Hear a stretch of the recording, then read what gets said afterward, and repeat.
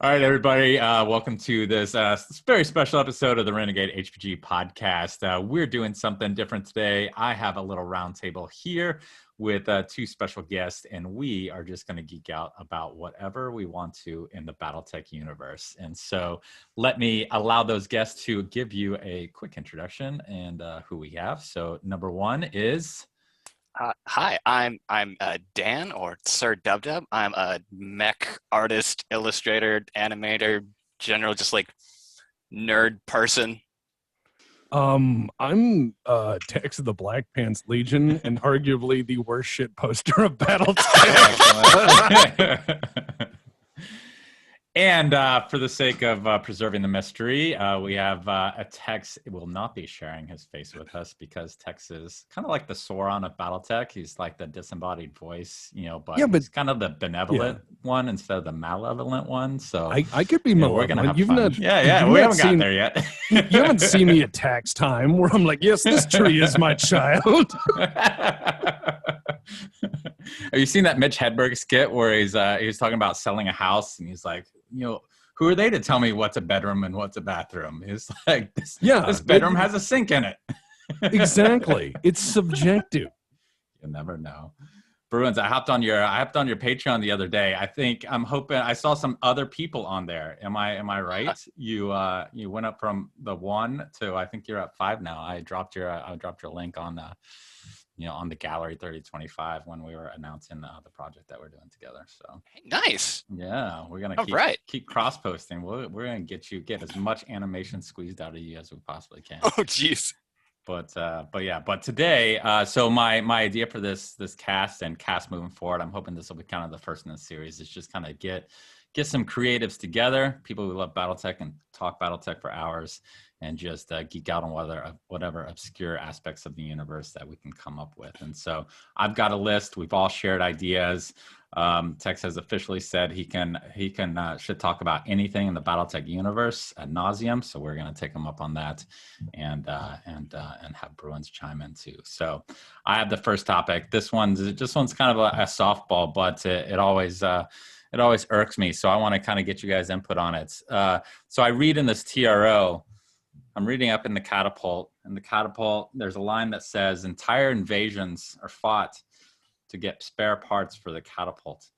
And I read that and I say, what on earth is so valuable about the spare parts of Catapult that you are going to risk an entire battalion or whatever it takes to go and get spare parts? And so please inform me. Do you guys know? Tex, you're the historian. Fill that blank in. I am going to raise a finger in saying depends on what you call an invasion, right? Okay. Is that a 2-lance BattleTech world, like planetary that's what I mean. invasion force? Is like, okay, let's say you're in space Kentucky, right? And you've got like 80 guys with guns and they've got 80 guys with guns. Are you willing to invade their pumpkin patch to get a catapult part? Probably. But if you're telling me that you're using multiple extremely rare jump ships, battalions of resources to hot drop on a world, thousands of deaths, and all of this extremely irreplaceable crap to get a catapult part, you can get fucked. That is insane. Dude, do you know how rare those foot actuators are? I mean, you can't get those on the open market. No, on the black market. You gotta send 2 battalions of Panthers to go get that stuff. If there was a BattleTech version of Walmart, and you walked in the front, there would be catapult parts stapled to bags of chips. Those are so common.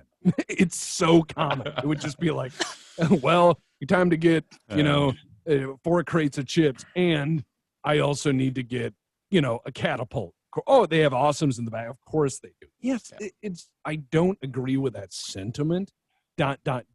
Unless it's the periphery. If it's the periphery, there's probably whole invasions for shoes. Yeah, they never mentioned like what was being invaded and where for that. So yeah. Well, I mean, it's presumably on the border, right? Kurita's the one that has them treated Leo, but hold on. You just mentioned Kurita, and Kurita is crazy. So that's what we need. We need Bishop on here, and Bishop was supposed to be joining us, but his Mexican internet failed. But Bishop does a good Curita voice whenever he goes in, and so he can do the crazy Curita. And the issue I have with Curita is it's like you need a slight or an affront to your honor in order to start an invasion. So you'd be like, yeah, the line was a little long at Denny's. I'm going to fuck your planet up. And then they just come in and, reap the whirlwind. And you're like, oh my God, why? And they're like, honor fixed. Ka-ching, done, going home. It's just about fighting. In which case, yeah, you can say they stole our parts for blah, blah, blah. These are our resources. You can't steal it. It doesn't matter if it's a potato or a bicycle or a catapult part. But if you're saying that you're going to commit resources to leave your planet behind and cross the Gulf of Stars and then risk years of horrific warfare for a catapult part, that is like stabbing someone in a parking lot of a Shoney's for the last waffle. It only works if you live in Florida or life is cheap. But, in which case, periphery makes sense for that. I am gonna get you so much hate mail, but that's the point. I mean, we got to keep lively in the comments. People telling us how we were wrong. Okay, well, I might have an actual theory on this, and okay, all right, let's hear it. You guys feel free to just eviscerate it, with all of the logical fallacies that are inevitably going to come up with this. All right, let's hear it. In cockpit toilets. Okay. And just thinking for the logistical sake of, if you can have a pilot that can just spend all of his time in some no gravity, no atmosphere, or the atmosphere is incredibly toxic world, and he just never has to leave his cockpit for a week, that pilot is going to be much more valuable than one that you have to commit some sort of portable mobile field based in order to get him out of the thing in order to do his business and come back in. Well, okay, yeah, I'm gonna turn to the real world where pilots have a shit bag or a you just chuck it out an airlock. Well, you got to suck it in. It goes into the fusion reactor. It's atomized. That maybe in the Star League era, yes, but no. By that the technology time of, is lost tech.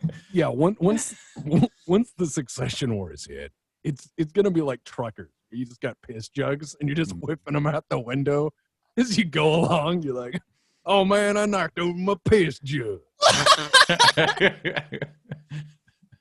that assassin cockpit is even less desirable to sit in now. Yeah. I read somewhere in the wiki where you can, in times of extreme duress, you can filter out human urine to get the water in it to get the hydrogen to run the fusion reactor. Maybe they have that sort of filter in the catapult. Yeah. I think that's lost tech. Isn't the reactor will be fine? Yeah, I could just imagine they're sitting there designing this fusion reactor and they're like, all right, we have to use the power of these super magnets to contain the heat of the sun. Oh yeah, and put in a shit pipe. No. These cooling vests aren't enough. Let's filter the piss. Oh my God. Get the water in there. Too funny. Yeah, we gotta get them piss actuators. I feel like we need a source for that, Bruins. We can't. Where's that Sarna article? We're gonna have to look it up. Somebody put it in the comments. All right, man. They made me canon, so let me just point out that maybe Sarna has fallen. Yeah, that when I found that out, I was like, oh my God, why? What's your canon? Where is it? I haven't. I am Randolph B. Checkers. And I was Blaine put me in a few books as a cited source. So now I'm God. Yeah, which is crazy. Because I remember growing up reading BattleTech books, and then it's like, hey, you're in BattleTech, and I'm like, oh no, now I have to behave. No, don't do that. That would be no fun.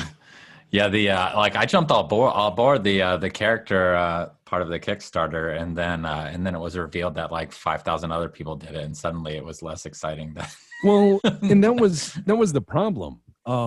Is that Blaine Pardoe talked about that on his I want to say on his blog, where he said that yeah, they're just dump trucking these character names on him, and so he's sitting there and they're like, all right, here's the 50 people you have to put in this book, and it's like, okay, well, you're trying to work with stuff because you're a writer, and if someone created a bunch of names for you to use, that's neat. But then all of these names also have like 8 histories behind them, so it's like, my name is Killfuck Soulshitter, and I am the High Lord of Terror, but I'm secretly a member of Clan Jade Mongoose. Oh my I'm God. at war versus the evil Clan Tabasco Crab, and you're just like, oh no, how do I use this?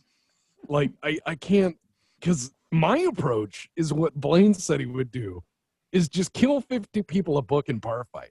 You know what I mean? Yeah. Just, oh, what happened to Killfuck Soulshitter? Well, he fell down the stairs, and, you know, that's why you put salt out, because it's cold on this plane.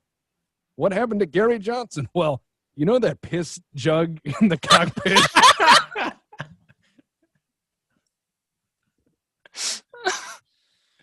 My goodness. All right. Where do you follow the piss jug death? Where's it coming from? What happened to Murder McStab Kill? Oh yeah, he tried to launch an invasion for a catapult part. No kidding. He went over and got involved with the Hatfields and the McCoys and their annual 20-year feud over that catapult part. Oh, man. All right, we let's new topic. So we got speaking of hate mail. Oh boy.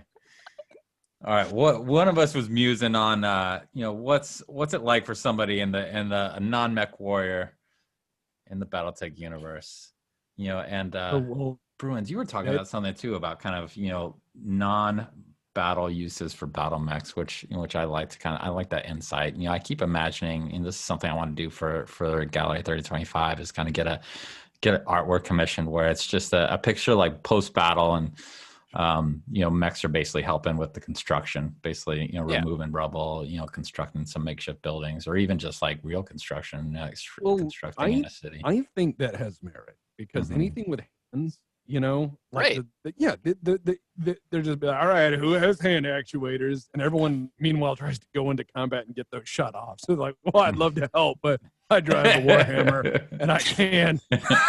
Okay. But, so busy.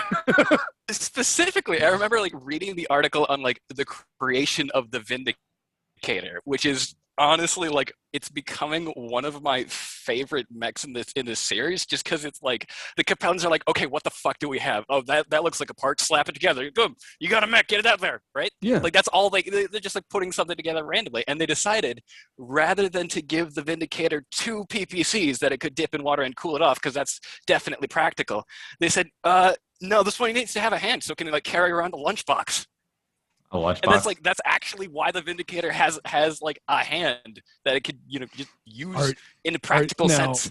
That sounds like a funny reasoning. I really do. That like gets the gears turning. But I also think that what happened was like back in the 80s when they were doing the art, they walked up to the artist, and they were like, hey, you want to do some art for this cool game? And the artist, fuck yeah, I do.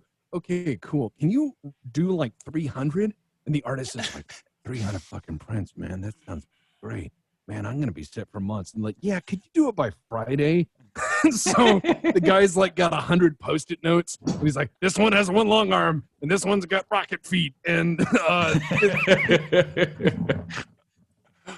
so that's why like the perspective is off on all of like the old hero art, because the artist is just like going cross-eyed by the end of it.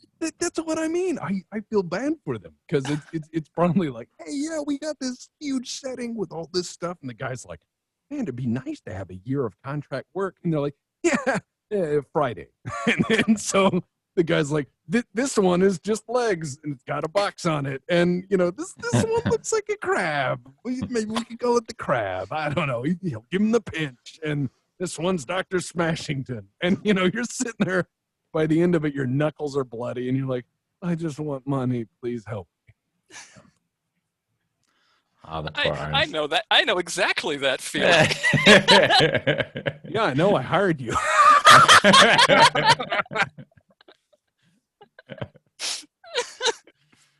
Awesome. So hands in building, that'll be a commission project. And like, like one of the things that Alex Iglesias was doing when he was doing like the MechWarrior Online mechs was like he was always putting like tow cables in like little places like hook things and like ladders all over the place. That sounds like that's a good thing to have. Oh yeah, and I like that. I like mechs where it looks like with you've got the attachment where it's like, okay, how do we put this together? Well, how do we take this apart? It's obvious you have the crane come over and okay, here's where the ammunition is. So you have to lift this free to get at these panels. That's why I've never been a fan of like the Eastern Mecha, I think it's called, because it's like, here's something that's wayfish thin with roller skates. And my brain, because I do gunsmithing and I work with my hands and tools a lot, I'm like, how the fuck would I work on that? And so, well, there's an access hatch in the butt and you have to crawl in there. And it's dumb. But it's kind of like there's rule of cool is one camp. You know what I mean? And some things are just very rule of cool. And that's fine. That's fine. Like lightsaber is very rule of cool. Because I need a sword that's so hot it instantly cauterizes anything. Let's set the air on fire. Don't worry about it. Wouldn't that also be like, wouldn't that be deafeningly loud?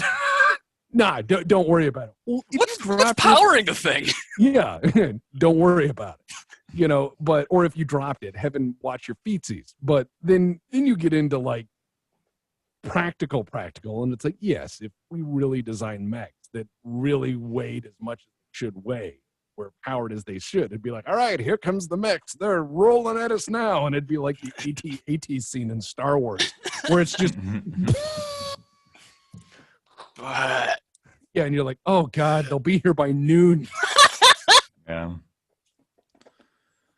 You were talking about reloading. I was thinking about this the other day, because I keep looking at these Mad Cats, and when I was talking to Scroggins, we were talking about kind of the missile bays how they're almost always wrong in the Mad Cat, and how I think he said he was the first one to put, 2 LRM-20s on an official Timberwolf art. But I was thinking about it. Everyone talks about kind of where's the ammo go in those things. And then I got it under me to kind of do a little bit of math. And so I busted out a calculator. So a ton of LRM ammo, right, is 120 missiles, 120 LRMs, and that's a ton. Divided out, each missile is about 18 pounds. 18 pounds is the missile. And so that's this is really light, small. This is like a mortar, the size of a mortar. And then add to that, and most of that weight is the propellant. So you got a very little amount of explosive on it. And it shed a whole new light on kind of the LRMs of what it would look like in art. It's basically, and you don't need these huge missile pods either. It's just, it's probably a quarter of the size. It's a bunch of tiny little missiles. And they, you just keep popping them in. It was interesting. Yeah, so well, here's the thing though, is if you go by tonnage, right? You go by fucking tonnage. Like there's some emergency vehicles that weigh 20 tons. But if you had something that's like 3 stories tall and you're like, that's 75 tons. I'm like, you are smoking crack. and so I like people are like, why would this be 100 tons text? And in my head, I came up with the idea Star League ton. A Star League ton is a special unit of measurement. And it's something we don't know. But it's a measurement they made when they unified Star League that's maybe based off common load limits for ships, for interstellar ships leaving normal gravity. And so you could say this is a Star League ton, and a Star League ton could be, 40 metric tons or whatever. And that makes a lot more sense than shit tons of itty-bitty missiles or this thing that's the size of a building that weighs 75 tons for some reason, because you can make that out of fucking paper mache and it'd weigh 200 tons. What kind of metal do you have? Yeah, it was like, I mean, 20, what is something in the real world that weighs 20 tons? Something the size of a locust. Because, most tanks, Abrams tank is what, like 80 tons, something like that? They're chunkers. They are Yeah. big. Russian tanks, MBTs, are like 40 to 50 tons, so they have to fit on their rail network, which is a whole other argument I had with someone else, because they were like, why don't you like 120, 150 ton mech designs, Tex? And I'm saying, well, there's this really smart thing you do in logistics where you say, here's how big it can be before it won't fit through tunnels, and here's how big it can be before it won't fit on transporters.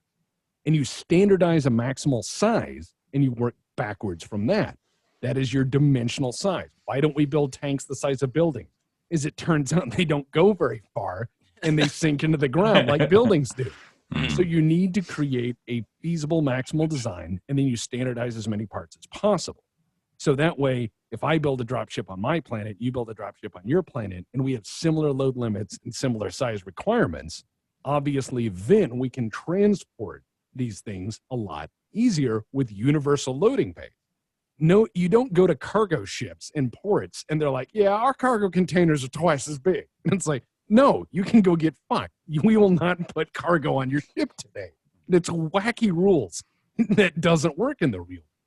And so the part of my brain that likes things a little grounded in stompy future robot feudal land, which I know sounds crazy, but hear me out. It's when you talk about mechs that are a certain size or certain logistical consideration or certain weight and tonnage, I have to say these obviously could not be 75 of our tons. So let's just say that there is a ton limit that they're using in the future that is removed from ours, much like currency, much like their language, much like everything else. Yeah, I can follow that. Yeah, at a certain point, you have to be able to make sure your mech will fit through the Panama Canal in space. Right. Or into the, like, imagine you're like, yes, I have my giant six-legged crab station 8,000. And they're like, the door won't close. That you can't get in. That's great. We're going to have to, like, take the dropship apart around it in order to get it out onto a, yeah. Yeah, at that point, you're just going to put rockets on it and say, I hope it's aerodynamic. Do you suppose there are any, like, logistical mechs that we don't hear about that exceed that particular, like, tonnage scale for, like, very specific purposes? I could see that. I think that would be kind of smart, because considering, like, ammo feeds and everything else, like, if you look at ammo loading vehicles in the U.S. military, they are roughly the same size as the vehicle they are reloading. Roughly the same size. I'm going to get a lot of comments down in the comments saying, well, Tex, actually, I was an ammo guy, and I will have you know that it's 2.75 tons smaller. I'm like, I get it. Roughly the same size.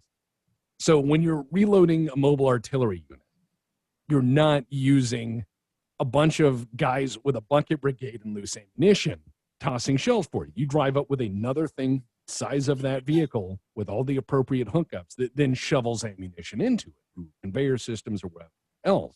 I like the idea of you have an Atlas in the field.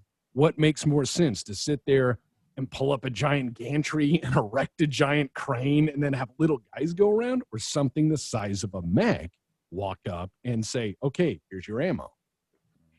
Right. Now I'm just picturing, like, gigantic mining dump truck mechs, what those would look like. Oh, God, yeah. That would be awesome. Or, like, a BattleTech version of, like, the Bagger 288, just this giant monstrosity destroying a continent. That's what I love about BattleTech, is in BattleTech, Krupp and GM and all those a-holes are still in business. And I use a-holes affectionately. GM, please don't kill me. Their legal department is very nice people. But so one of the things I like about it is the industrial mech predates the main battle mech. Right. Yeah. And so, yeah, you would see applications for everything. I don't think they're going to make, like, Jimmy's little Toyota Hilux mech. They're going to say, what is the biggest thing we can make? Because the people with all the money are planetary governments, not the end-use individual consumer. Mm-hmm. Yeah, it's like, but it's still the fact that industrial mechs predate the battle mechs that kind of gets me, because that's like a technology that the military industrial complex of the future is going to be like, we're going to weaponize this right now. In the same way that like drones preceded, military drones preceded regular drones, and pretty much every like main technology, certainly GPS, whatever, is going to come first from the military. And so, well, yeah, I mean, the way the military industrial complex works is it's like, we found this system where we can put satellites in orbit and everyone will know where everything is. And then there's some guy in the Pentagon going, how do I use this to put foreheads on other foreheads? Except the first forehead should be replaced with, what's the word? Yes, warheads. How do I make dead with science? Like there's a U.S. Department of Dead with Science, and it's called DARPA. And all they think about is how make deader. And they're very good at it, and along the way we get things like internet and microwaves and all this really advanced fun stuff. So yeah, they're going to find a utility design, like, we make big stompy platforms. What if we made them do kung fu? There's going to be a lot of advancements out of that. So if you watch stuff like the DARPA challenge, you have all these bipedal robots that can stop a vehicle, open doors, turn a valve, and all these other things. And, that looks all very innocuous until you play the same thing over and then like put the Terminator 2 theme on, So it's like, and you see it like kung fuing a door open and you're like, oh, Chappie's going to be real in about 5 years. Well, like, what if the technology like it traverses in like fits and starts, right? So it's like, we're gonna make military exosuits and we're gonna have soldiers running around in the field like punching holes through windows, and then or like punching holes through walls and things. And then a couple years later, we're like, actually, this is really good to get this like 90-pound nurse in a hospital to be able to just like move people from bed to bed. Oh yeah, that sounds like a good thing to do. Absolutely, or guys on a construction site. Guys on a construction site. So you're not like destroying their spines. They're sitting there doing like, right. Hey, I need to pick up 2 bundles of rebar and get it up to the 2nd floor. You're going to see a lot of utility and stuff like that. And I guess kind of like what is it, Elysium or something has suits like that? Yeah. Again, a Neil Blomkamp movie. That's 2 today. All right. There you go. All we have to do is District 9 and bingo. Periphery pig launchers, obviously. I'm game. I like it. but like that kind of like leads to another sort of like spiraling thought of, we know about the Mackie, we know about the successful test. How many times did the BattleTech almost get invented, but the technology just wasn't quite there yet? I imagine like what is it, the Iron Man 2 scene where they're testing it out. Oh no! Yeah. It just snaps the guy in half. I think what happened is I like that scene. I also like RoboCop 2, where they're like, introducing RoboCop 2, and it just blows its brains out, or then it like tears its own head off or whatever. I think that would absolutely happen. I think the military industrial complex had like 8 different designs, and they're like, all right, plug that pilot in and see if he dies shitting. And they're like, no, he didn't. Cool. All right, let's get him to kick some tanks and stuff. Colonel Kincaid was test subject number 11. Test subjects 1 through 10 did not handle the neural interface very well. And I think you're absolutely correct on that. Is you end up with them being selected through a Sears school. They select them through a Sears school, survival, evasion, rescue. Like you're sitting there, and I know someone's gonna go, Tex, it actually shut up. All right, just don't worry, it's not that important. Let me finish my joke. So you end up with these guy that's chosen through a Sears school to be the guy. They weren't looking for smart. They were looking for tough. That lets you know that you're looking for someone who's clever and is going to be able to get through this horrible event. So yeah, I think they probably cooked a dozen pilots on their way. They were like, all right, bring in the Jones 2. Oh man. So what's we were talking a little bit before about kind of what's it like for the average citizen. Are there worlds, are there planets in BattleTech that have basically been untouched by war? Is there like Is there like the America and BattleTech where you're just kind of landlocked? You're so far away from things that, you know, you can send your troops out somewhere, but you're pretty much not getting attacked ever. Yeah, or you have just like nothing that's really worth fighting over. Yeah. I have thoughts on that. I think that there's plenty of worlds in the core worlds of each of these, you know, your super states that have never seen conflict. It's just scary on TV, you know. So there's just this really scary guy out there who is waiting, and they're like, oh well, you got to be careful for Kurita. They'll jump out of the trash can and stab you, and you know that gets the people to support the war effort. But then, like in my own, and God, someone's gonna roast me on this, but I've created my own little fandom, my own little planet in BattleTech, and I keep showing little pieces of it here and there at the tail end of the last episode, and then Blaine Pardo actually made that canon. Oh no. Yeah. It's Van Zandt, which is based on Van Zandt County, Texas. And it's that category you spoke of where it's really not important. So, you know, an army could land and be like, ha ha, we've conquered you. And they're like, do you like corn? Because that's what we have here. It's just boring, you know, and there's nothing we're stealing anymore. It's all gone. So would you like to see our boring architecture? We have some tractors. Well, I see it more as like those worlds left untouched. They're just their commerce, you know, is going to thrive. And then eventually they're going to become attractive because suddenly, you know, they're putting out some serious technology because they don't have to worry about, you know, all their smart people getting killed in war. I think the way to do it is the Canopus way, where you've basically got like Space Vegas, and no one wants to fuck with it because everyone likes, you know, drugs and, you know, debauchery. So they're like, well, look, we can always fight these people. They're really rich. And it's like, yeah, but then you can't go there and hang out anymore. Oh, yeah.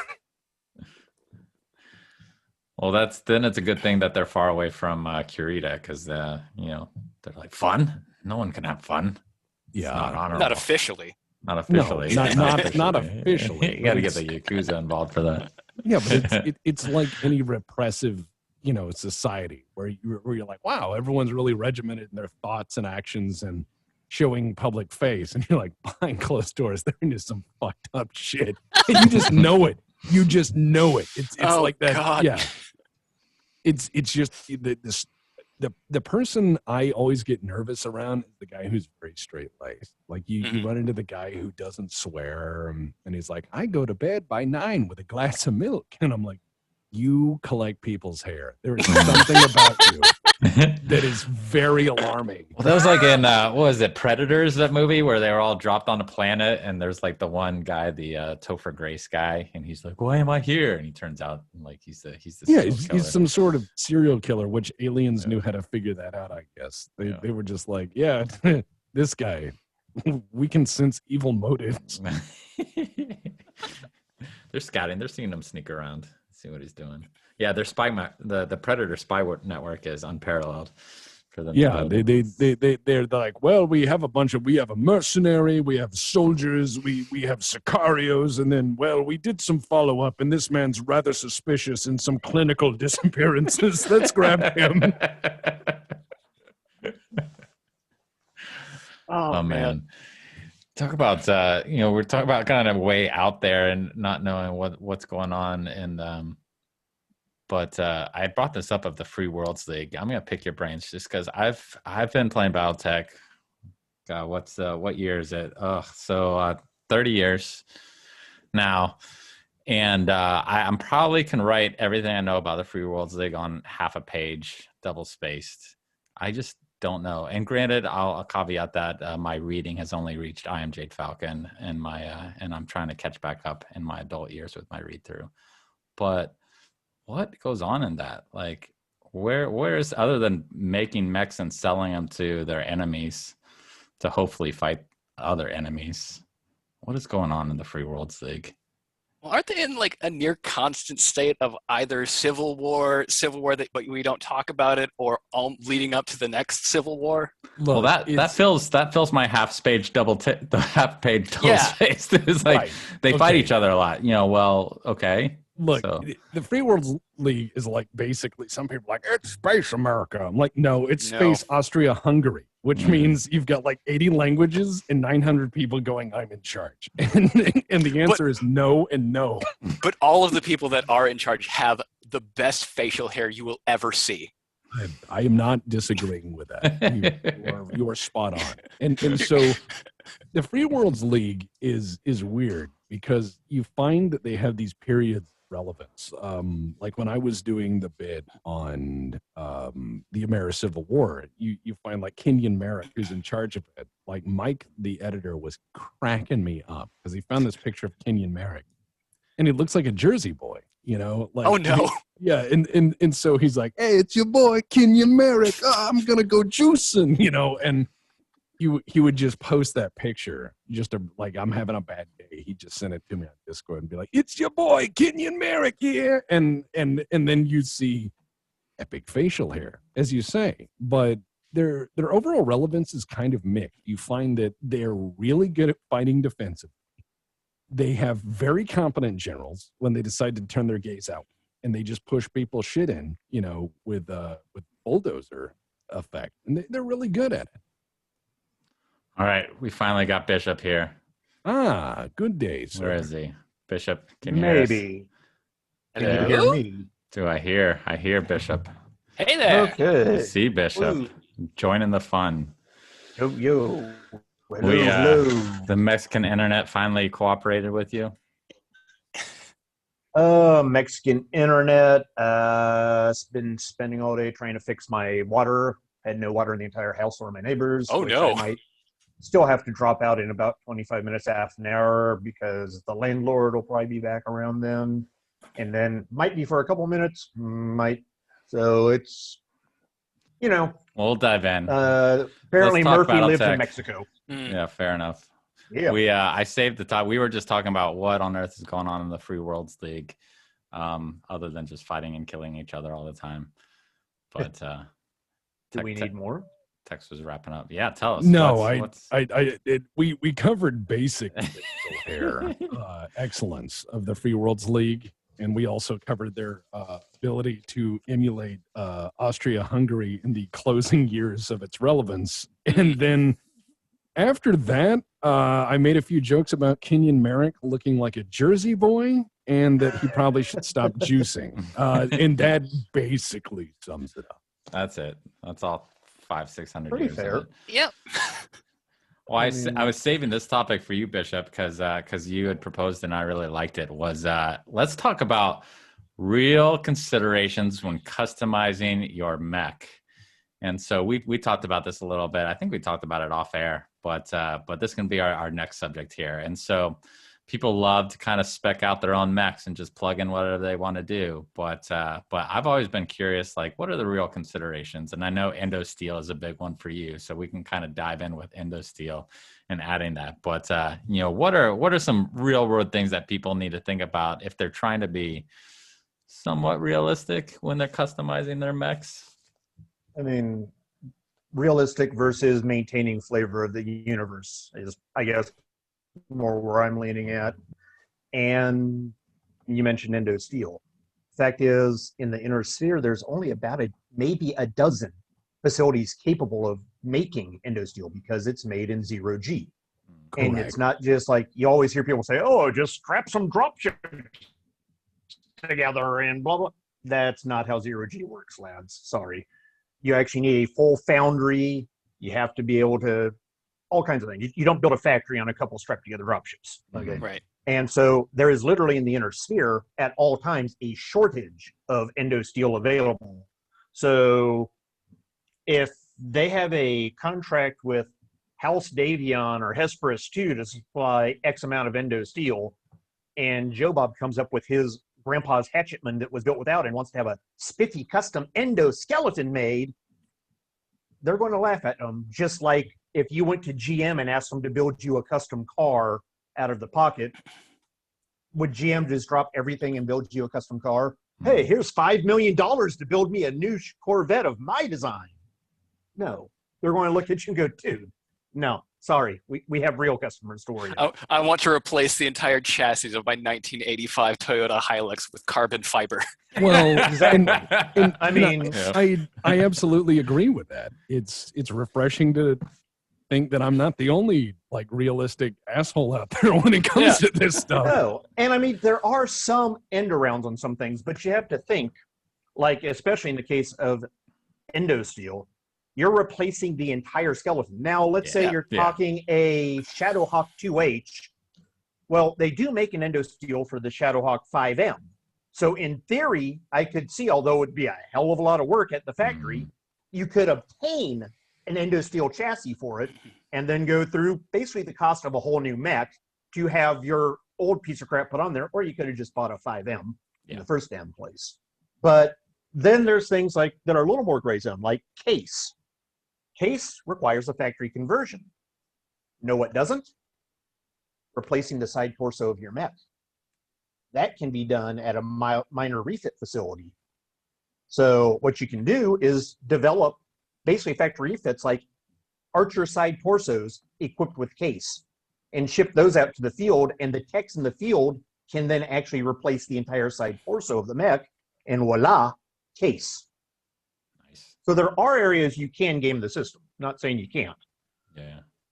And I agree wholeheartedly with that. It's like I find the only truly high-end super custom stuff, the only way that really fits with realism and lore in the setting is where you are a gladiator on Solaris and you have the major financial backing of a house in its industry. So it's like the F1 guys. You have a car made out of carbon fiber, your helmet's made out of woven titanium, you've got all the best bits and bobs.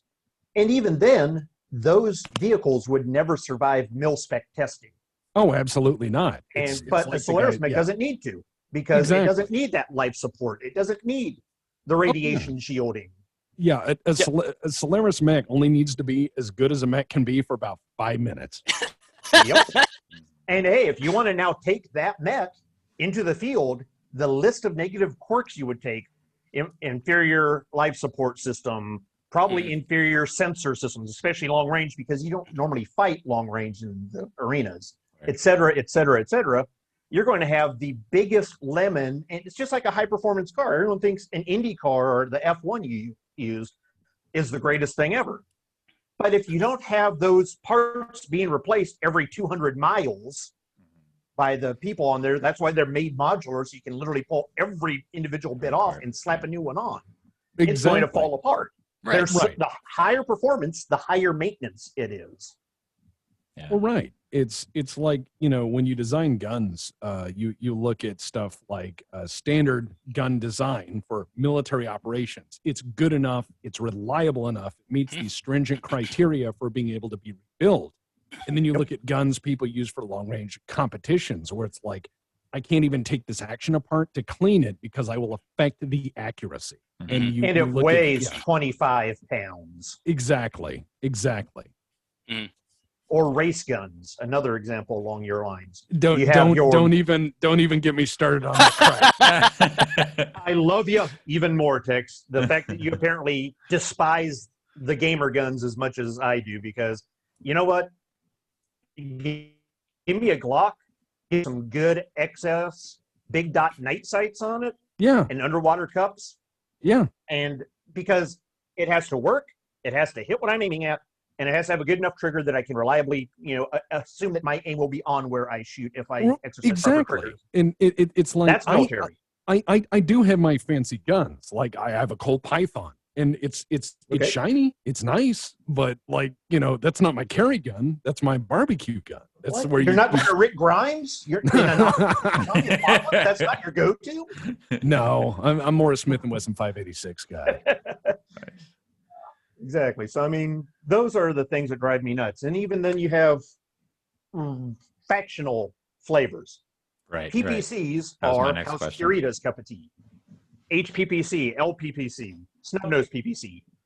Outside of House Kurita, those are going to be a lot harder to get to, a lot more expensive, a lot more to spend on maintenance to keep up, just like rotary ACs outside of Avian, unless they're the clan versions. Oh, and I absolutely agree with you. It also comes down to logistics chain. You may Yep. sit there on the front lines and you'd be like, well, I want the tank that has this and that on it. And they're like, well, sir, you have two choices, tank it or get fucked. And it's like, well, I don't want to get fucked. I think I'll take it. There was even, in one of the novels, I think it was Wolf Hunters from MechWarrior Dark Age, an example of a Sagittaire where the mercenaries, because of maintenance, had stripped out all the pulse lasers, all the double heat sinks for single heat sinks, because he wanted weaponry and equipment that he could readily be assured to be able to replace in the field wherever he went. Absolutely. And that was Dark Age, when people think everybody has every XYZ T-Simp, Mech Taser, XL, LFB, double XL gyro crap. Yeah, No, if you're a Republic of the Sphere or a frontline regiment, you might. Well, like the best thing about Dark Age is like occasionally you just have like this mech is just a tractor and you put some machine guns on it. This is all we have. Yeah. And then on the flip side, you might have the Gonzo mech, but that's going to be the rare exception. Right. And that's your hero mech that stands out for a reason. It's the Macho Man Randy Savage. It's all painted up and, you know, oh yeah, the cream of the crop will rise to the top. And it's cool because it's that centerpiece, but it's not even, I'm sorry, I didn't mean to cut off. I was just thinking it's even cooler if they're not built to Munchkin specs. Like, I don't know if you guys saw the Catapult 2K2 I recently put up on the Facebook pages. I saw that. And, you know, everyone's like, oh, you got hardened armor, heavy PPCs, because it's, you know, a K2 variant of that. I also gave the bloody thing XL engine, XL gyro, and composite internal structure on purpose. If its skin gets pierced, it's going to break. You know? Right. Yeah. Makes it kind of more interesting, in my opinion, than if I had just went the safe. I'm putting clan ER PPCs on there, a reinforced structure, hardened armor, armored cockpit module, blah, blah, blah, blah. Okay, and anyone can put training wheels on, and then it's, you know. Well, that's why I like, you know, I jokingly came up with the UrbanMech index, you know, where I'm saying this will buy this many UrbanMechs. And the reason is it puts things in perspective from a cost perspective. Right. Because we call that the taco scale down here, just so you know. How many tacos could I buy if I'm buying that instead? Right, exactly. And with an UrbanMech index, like an individual UrbanMech is not the greatest weapon ever made with some considerations. But, you know, someone will say, well, that UrbanMech's doodly shit. I'm like, yeah, well, 50 of them is a shitload of doodly. And if you have to fight 50 UrbanMechs for the cost of your one super thing and you lose, it's embarrassing, but it's a logistics problem. Right. And that, especially for the grognards, 3025 era, they don't seem to comprehend. It's even in the old TRO. Most houses and almost no merc unit can afford in regular operations to risk their assault mechs because they're irreplaceable. They're higher maintenance. And then, but everyone, oh, I'm a grognard. I'm building my custom merc unit that's Zeta Battalion, but a regiment. Exactly. And none of them have hands. Yeah. Well, and that's the thing is it's like, I am a grognard from that era, but I end up using the assault mechs much like the Panzer regiments used a Tiger, where you say, okay, I'm using my lights and mediums to scout a place to put these things so that they can be battlefield effective and decide the flow of battle, and then I can pull them back before they get smoked. Here's the memory that stands out to me. Mike Stackpole, Warrior, In Guard, I think it's the first one. First novel in the Warrior trilogy. Hellhounds on Chara 3 fighting against the Draconis Combine. And then the Awesome steps off the dropship and everything stops around it. People don't go, oh, it's just another assault mech. Everyone goes, oh, crap. Right. That's an Awesome. We're screwed. And fortunately, they had a victor. One victor, not an army of assault mechs on their side, to help counter that. Right. And that's how it should be. And by the way, Tex, you're not a grognard. The difference between a grognard and a classic old school player is the grognards are the people who revel in the ignorance and hate any progress. Those are the people I will call a grognard. If you are a person, hey, I started in 87, man. Okay. I love 3025 more than any era. but I don't have this pathological hatred for all advancement after. I don't, those are grognards in my opinion. I don't have a hatred for the newer era. I have a lot of problems with the Jihad because it was just I mean, who doesn't? Yeah, it CGL has problems with it. Well, yeah, because it's just, it reminds me of a DM who gets bored and is like, hey, I know you've played this really long campaign building up to this point, and right as we're at this point where things are starting to get really interesting, what if like the world caught on fire and that minor villain was actually the super villain? Okay, rocks fall and everyone dies. We're playing Shadowrun now. And you're like, whoa, hold on. And it was so frustrating on so many levels. One, we already had an example of a game system that did that, and it pissed everyone off. World of Darkness. Yes, there's a brilliant documentary on World of Darkness. Brilliant documentary called World of Darkness, and it shows where they just shot themselves in the foot, and they go, why did we do this? Yep, and then FASA still after that. Now, some of it was the fallout of the sale, apparently things changing, Jordan Wiseman having the attention span of a mayfly, and onto his next squirrel thing, because that's Jordan. I mean, gotta love his genius, but his focus could use a little work. Creatives are like that. It's like if you look at anyone who's stuck with something as long as they have, everyone remembers Gary Gygax for Dungeons and Dragons. They don't look at the 20 other games. Exactly. And but then also timing on it was bad, because it was, for most people, I think, still pretty early internet era, because it was around 2002, I think, FASA sold out, right around the same time MechWarrior 4 Mercenaries dropped. Yep. And so I know, and for a lot of people still, it's not like today where everyone was on message boards and everyone had the latest PDF instantly. Sometimes you might still be getting a source book 2 years after the fact, and finding stuff out. And so I'm sitting there playing the Mercenaries campaign, and then the big bloody hand comes across. I'm like, cool, we got something else going. And then like the next week, FASA, closed doors. And I literally found that out. How? I was trying to order from, I think it was Ireland at the time, might have still been Partha, a Nova Cat miniature. And they're like, we don't have any, but FASA might have some left over, blah, blah, blah. And I'm like, okay, whatever. I get on call FASA directly. End up, I believe, talking to Donna Ippolito over the phone as they're basically boxing crap up. And they're like, oh, yeah, we have a couple of those there. We got 3. I'm like, can I buy all of them? And that's how I literally found out FASA was closing their doors, by buying miniatures. And I was like, okay, well, I still want my Nova Cat miniature. Right. And see, I think when it comes down to that, the smartest thing they should have done was they should have done, hey, you can play in this era if you want, or you can play in this era, and you create different lines for each era, and you support them. So if one era becomes less popular, you put less production in that, maintain less stock in that era, and you put more resources into the stuff that people go forward. Yeah. Because if you go, one of my favorite parts of reading a book is getting to the end of a book. And then I can decide to read a different book or another book in that series. I do not like the idea of reading a book that every time I go back to it has 100 more pages and less shit I care about. I'm like, no, I want that book to be over. I don't need another 200 pages to my book. And maybe the author sometimes needs to not listen to the fans as much, because we're there because of what they're creating, not the other way around usually. And one of the biggest problems BattleTech's had, grognards start grogging, and everything's back to 3025 and the bloody clan invasion. And over again, and it's a vocal minority.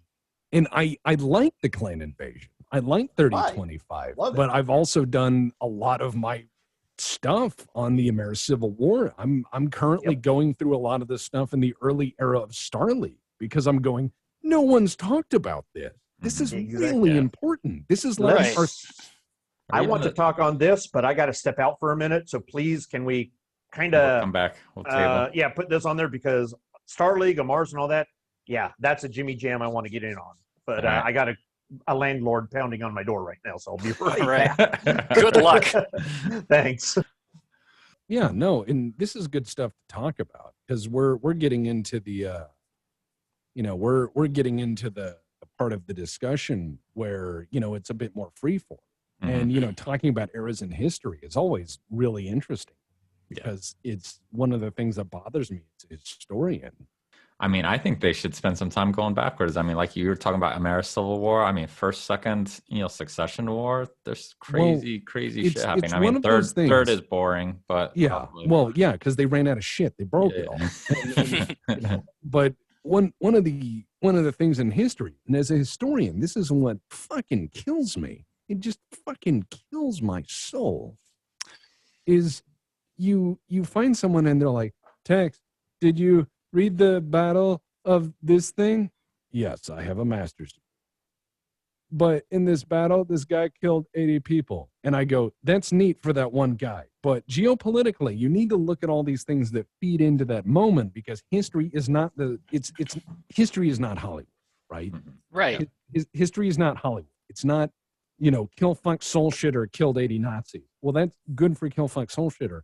But what happened in this campaign? What were the decisions made at the macro level? What were the logistics chain? Were these people in the right place at the right time? Or were these doctrinal and training choices that resulted in these people having the knowledge and the equipment to achieve these things? Was this a turning point in conflict? Did this defeat of the Nazis in this one battle result in them rethinking their battle strategy? Did it demoralize them? Look at all of these causes and effects, dig deeper and deeper and deeper until you find so much truth you're depressed. That's being a historian, And the thing is there's this sugar packet version of history where I say it's enough information to fit on the back of a sugar packet. Well, I'm sure everyone's had this happen to them in their lives where someone comes along and they write you a letter that is like a sentence. And they hope it conveys all the emotion and meaning it does. I'm breaking up with you, it's you, not me, or whatever, Well, I'm sorry, but some things shouldn't be that. Some things should have more information, context. Context is king. Yeah. And so, as a guy who's gotten too many of those kind of letters in his life, I can say that context is everything. It's what moves us as people. It's why we respect the written word so much. It's why books have never gone out of vogue. It's why people still read and quote poetry and Shakespeare. This shit is tremendously relatable. This shit is tremendously moving. And it's why it's important. And I hate that, games companies or everything else go, this context is not important. Well, no, I love my stompy robots that shoot each other in the dick. I think that's great. But I want to know what I'm fighting for. Right. And I want to know who's the good guy and who's the bad guy, or maybe there's no good guys and everyone's desperate.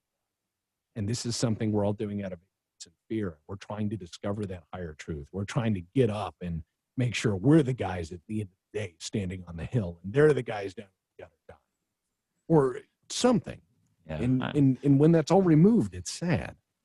And I always just speak to, the momentum of our lives and our habits and, of how that just kind of carries us usually on the path that we don't want.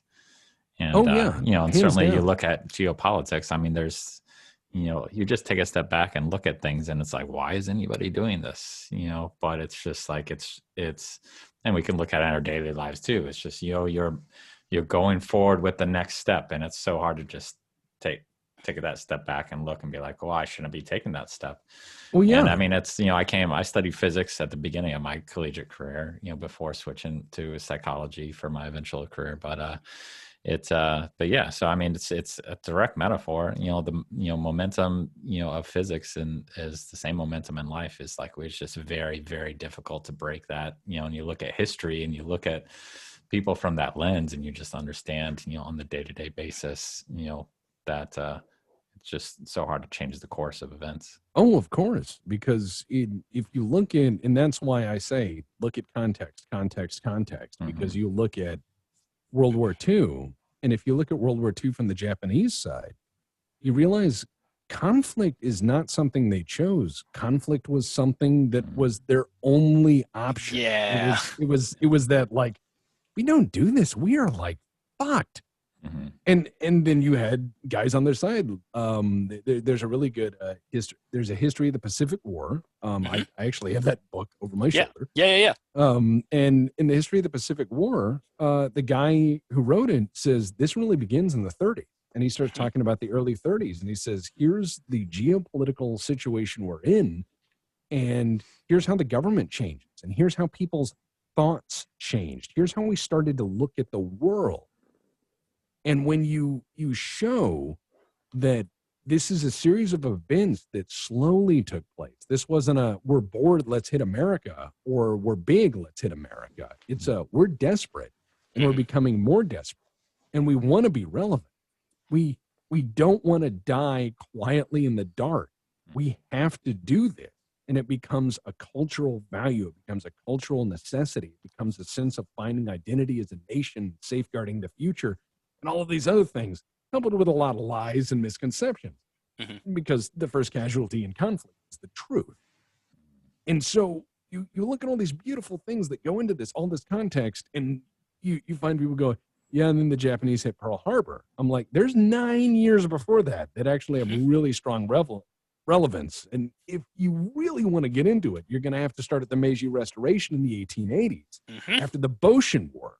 And you're having to get into the Boshin War and say the last stand of imperialism versus the shogunate, and then this goes into the Meiji Restoration, and the government changes, and then they fight the Russians, and you have the siege of Port Arthur, and you have decimation of the Pacific Squadron at the Battle of Tsushima, and you look at all of these little events that line up that make this long road. You see this slow change, 1 degree by 1 degree. The ship doesn't turn 180 degrees overnight. You find this isolationist culture become this xenophobic culture, become this militant culture. And you see that slowly change as a mindset. We're a tiny nation, and we're on this island, and this island is the whole world, and anyone who comes over here can get fucked. Or it slowly becomes we are an imperial nation. We desire these lands. We have these powers. We can reach out with our tentacles, take anything within our reach. We conquer everything under the sun. You see this maturity of a nation from state to nation state to this unified imperial viewpoint. You see a culture that believes in solving intercultural issues with, a militarized mindset suddenly going to, no, we're one people. There's none of this interclan crap. And we're now going to fight people who are different than us. And you find this primacy of nation among nations to where when the Washington Treaty is signed, Japan gets the seat at the table with all the biggest navies in the world. And that's in a 50-year window. That's crazy. And you look at all of these little things that add up to this gulf of World War II. Right. And that's the difference between historian and I looked at the sugar packet view of history, like Pearl Harbor, ... 2 atom bombs, right? And in between December 7th, 1941 and August 9th, 1945, there is a great amount of history. But there's a bunch that leads up to it in the previous century. And there's a bunch that's come out of it since. And I try to show people, like, and as silly as this is, I apply that to BattleTech, where I go, why is the inner sphere so fun? And I go, well, we had this guy named Stefan Amaris. Well, he's the bad guy, right? No, he was the crazy guy. As it turns out, he really wasn't the bad guy. He was just the bad guy at that point. But the problems were deeper than that. You had this Cameron line. Well, they're the bad guys. Well, no, not really. The bad guys were actually the nobles of the inner sphere who kind of bought into this so they could have power sharing structure. And then they got tired of it and decided to unbalance the whole thing and kill everybody so they could enjoy their, crumbling kingdoms in peace and war. And so you look at this very complex issue and then you distill it down and you find all these interesting lessons and parallels. But most people are like, I just want the murder robot. And I'm like, it's not why I love BattleTech. The robots are fucking so much great. more fascinating. Well, the robots are fucking great, but there's better pieces of that universe. Well, it's like, Game of Thrones, it's like the dragons are amazing, but that's not what, draws people to it.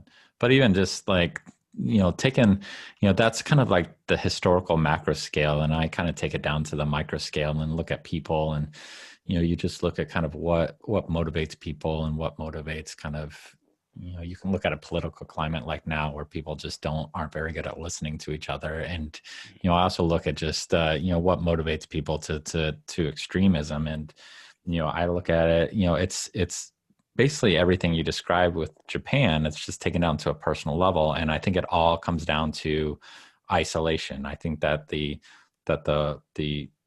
most dangerous thing, for people and populations is isolation. So whether it's a country absolutely. isolating it, whether it's a person isolating, because it is, it really, that destroys the health of individuals. And certainly I think that, social media is doing that and causing a lot of the problems. But, that's why people, they get isolated. There's that African proverb was, be wary of the, I think it's like be wary of the, the man who's, expelled from the village because he might burn the village down to get the attention.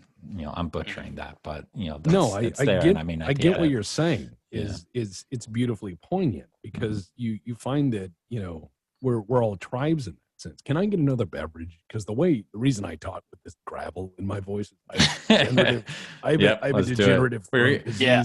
Bishop, so. you signed off and we got heavy, man. We got heavy into Japanese imperialism and I noticed.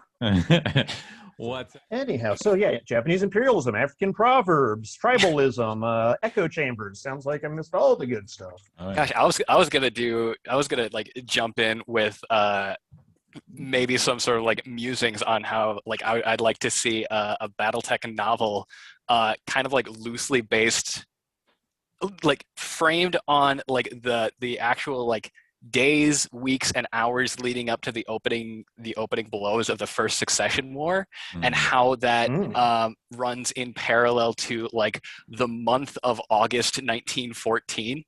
I'm here. I'm here. Hello. We're back. So hey, Tex and Bruins Mexico in the house. Hey, Tex, we got everybody. I looked at while you were out. I looked up my proverb, so I want to butcher it, but it's if the young are not initiated in the tribe, they will burn down the village just to feel its warmth. And so that kind of that's so good. It's so good. It is. I love it, and I use that for myself too, because I use it. I was like, am what I doing, because I'm righteous in the situation, or if I'm just doing something out of spite, and it's so I love that proverb. I use it to keep myself, honest and on the straight path, and motivated, because it's necessary. Or are we doing it because of a view of morality that we were raised in, instead of actually checking for ourselves to be sure that we're on the path of righteousn's? And another issue we run into a lot in society, inherited values. Well, Some are great. Some are what leads to Black Wall Street or other things. Those are not good inherited values. Well, it's one of those things where you look at you look at the Nuremberg trials, right? And everyone knows there's the first Nuremberg trials where all the guys got up there and they're like, I was just following orders, fuck you. And it's like, yeah, well, as it turns out, wrong is wrong, and following orders or not, you had a choice. And if that choice was you, it's like, hey, you just won an express ticket out of here, and we're getting short drop, sudden stop. And then you end up with, after that, there are the industrial trial. And at the industrial trials, you've got Krupp and everyone else up on there. And they're like, why'd you do this? And they're like, money. and a lot of those guys went free because we needed them. And so you look at, okay, who's the good guy? Because in BattleTech, this is one of those things I love in BattleTech, is find me a genuine person who is doing the best he can with the situation and trying to be altruistic and decent. And I find Alexander Kerensky, and even then, maybe to do, it's rare. And when you find Alexander Kerensky, you find out in order to be that altruistic guy, he's a bad father.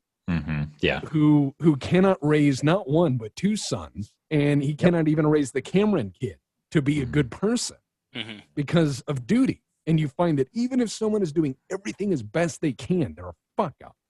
And that's why I love BattleTech. And that's alluding to what you brought up with Nuremberg, end of World War II also. A lot of people are like, oh, the whole thing with Nicholas Kerensky and this Exo-Civil War and kind of rewriting their whole culture is so unbelievable. What happened after World War II? We got the myth of the good German. Rommel was a noble soldier. No, he wasn't. He actually helped create extermination camps in North Africa. Well, and that's the thing is the Germans in West Germany to be viewed as good guys by the rest of NATO because of the other current threat. And so overnight, a new mythology that was accepted as cultural fact happened in America. And one could say we just saw that again in recent elections and times, although that might be a little too hot button to go to. But to say Kerensky's clans are too far-fetched, I mean, they're silly because they're space furries, but we have time and time again seen our cultural ethos and mythology rewritten over. Well, a really good example of that is look at North Korea, where you have deified a grandson of a leader now. Yeah. And given him these mythical abilities, like he had 100 holes in one, and he never sleeps, and all of these things, and they get a large number of people believe it because they don't know any better, or they're too afraid to say no. And the thing is if you have an accepted fact, whether that's kept in place by ignorance or a propaganda machine or a bayonet point, regardless, this is an established fact. And within a few generations, that becomes common sense. That just becomes an accepted cultural belief. Can I ask a question, just like jumping in here on these two like converging points of interest and points of discussion? What does a compelling history of the inner sphere look like? We were really good and everyone else was really bad, and they stole our stuff, and we're the bestest, and you can't read this because you're compelling. I mean, shorthand, yeah. You would look at North Korea or even China 20 years ago, and that would be largely the simplistic view. Anyhow, obviously there's shades of it, but there is. You have the state media and all that controlling everything, and like Tex said, the deification of the nut job and his family. And one of the things that makes me laugh, like really laugh, is I think a compelling history book would say, if you're reading this, you are literate, and literacy is treason, and treason is punishable by death. Just close.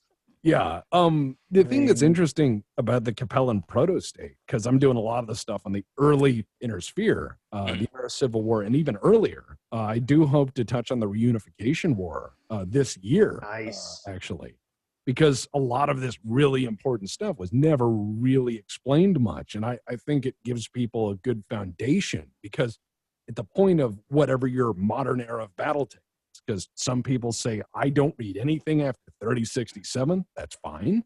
Or some people say, I don't read anything past 3025, that's fine. Whatever your modern era is in BattleTech, I'm going over eras that are basically Arthurian legend.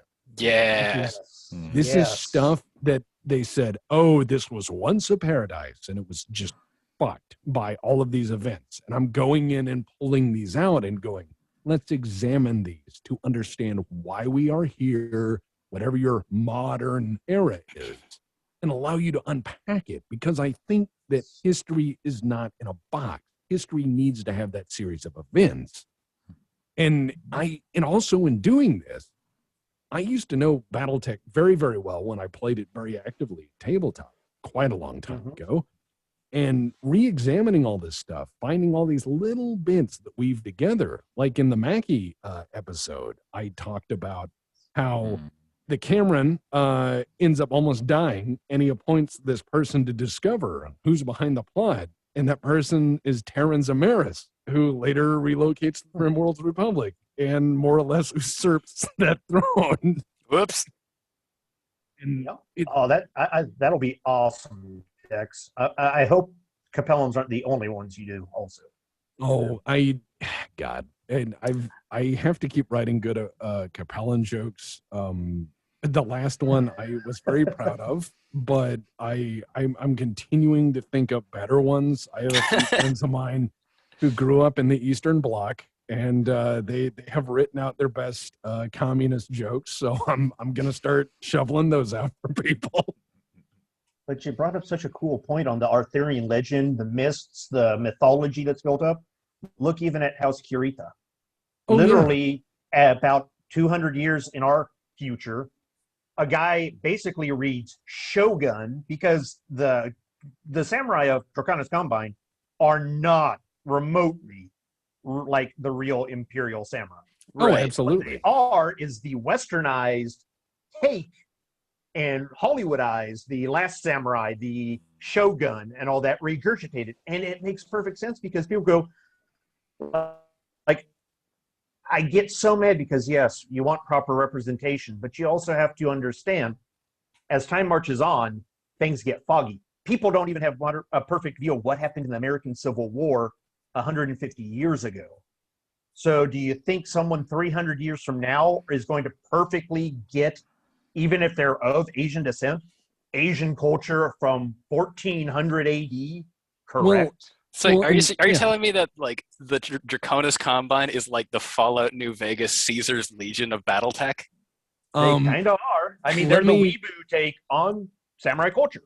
Well, and that's, yeah. I mean, you're not wrong on that, because there's that wonderful moment in that movie Idiocracy where he goes through the time machine, and it shows this moron's version of history that is just cobbled together, and it's like, and then they invented the UN, which unnazified the world, you know, and it's taking a guess. And the problem is the further back you go in history, the broader that brush is, because we're taking guesses at how words were pronounced. We're taking, And how reliable were the narrators that we're relying on who told us that history? well, yeah. I mean, if you read like Pax Germanica, and you find that these Romans are writing all the shit about Germans, they knew nothing about Germans. They are making a bunch of memes to poke fun at the excesses of Roman society. And that's how you do that. That's how you get around the censor. And so you find that maybe this isn't a good history, except for these few parts that were true, but maybe they were changed a little bit.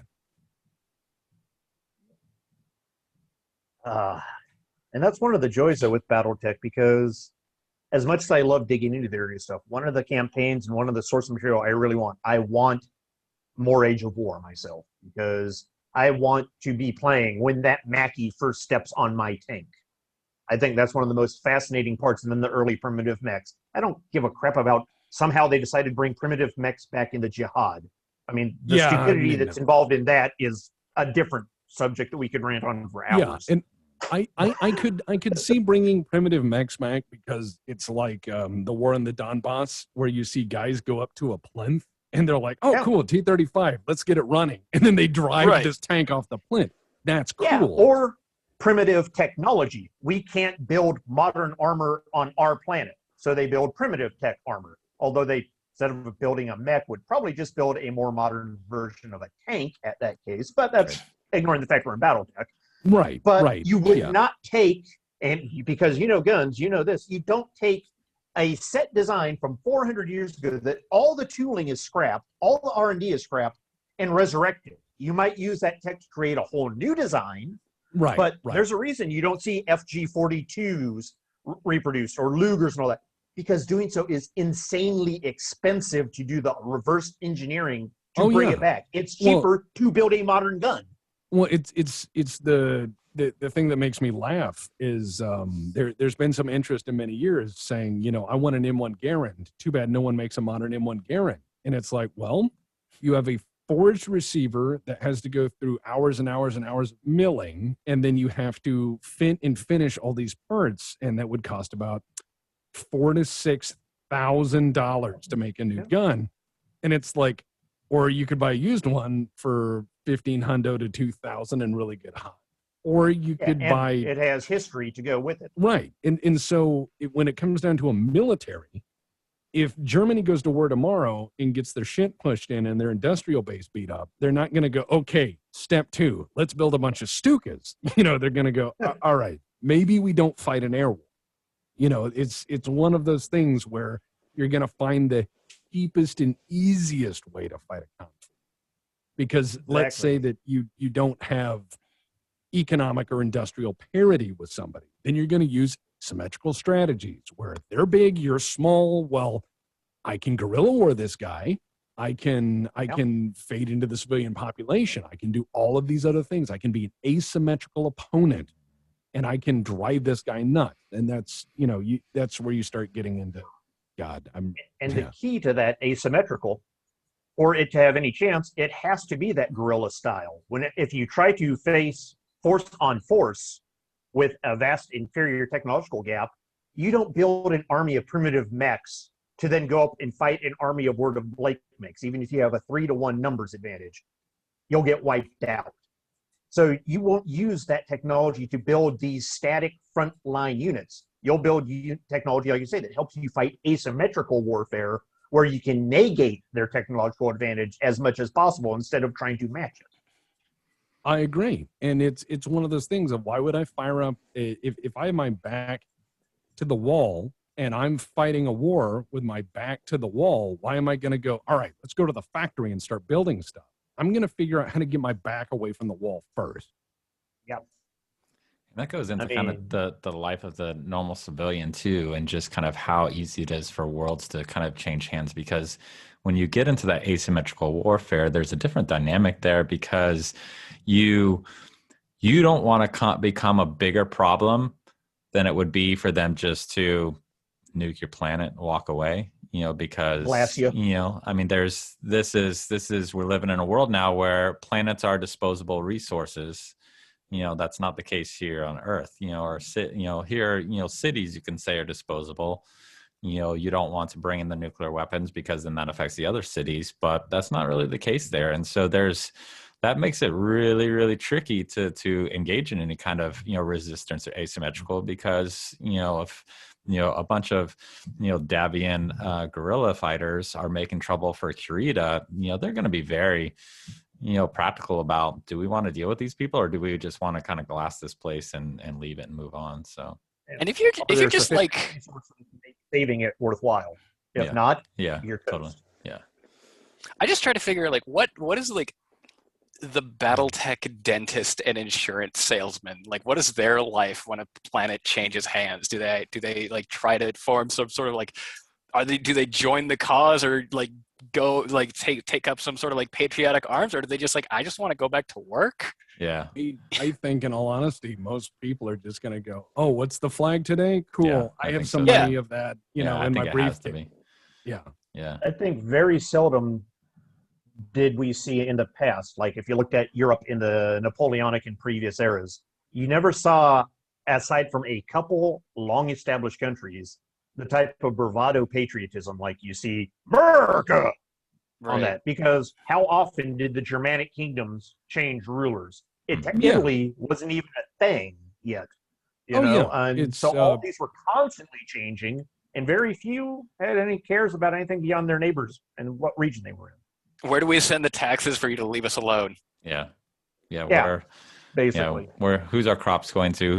Who is our snub PPCs going to this year? Well, exactly. And it's as you point out, pre-Garibaldi, Italy, you have states where it's like there's no notion of a combined people. There's a shared language, but you're like, oh yeah, I'm from Naples. Fuck that guy down the road. It's literally like my land is as far as I can see.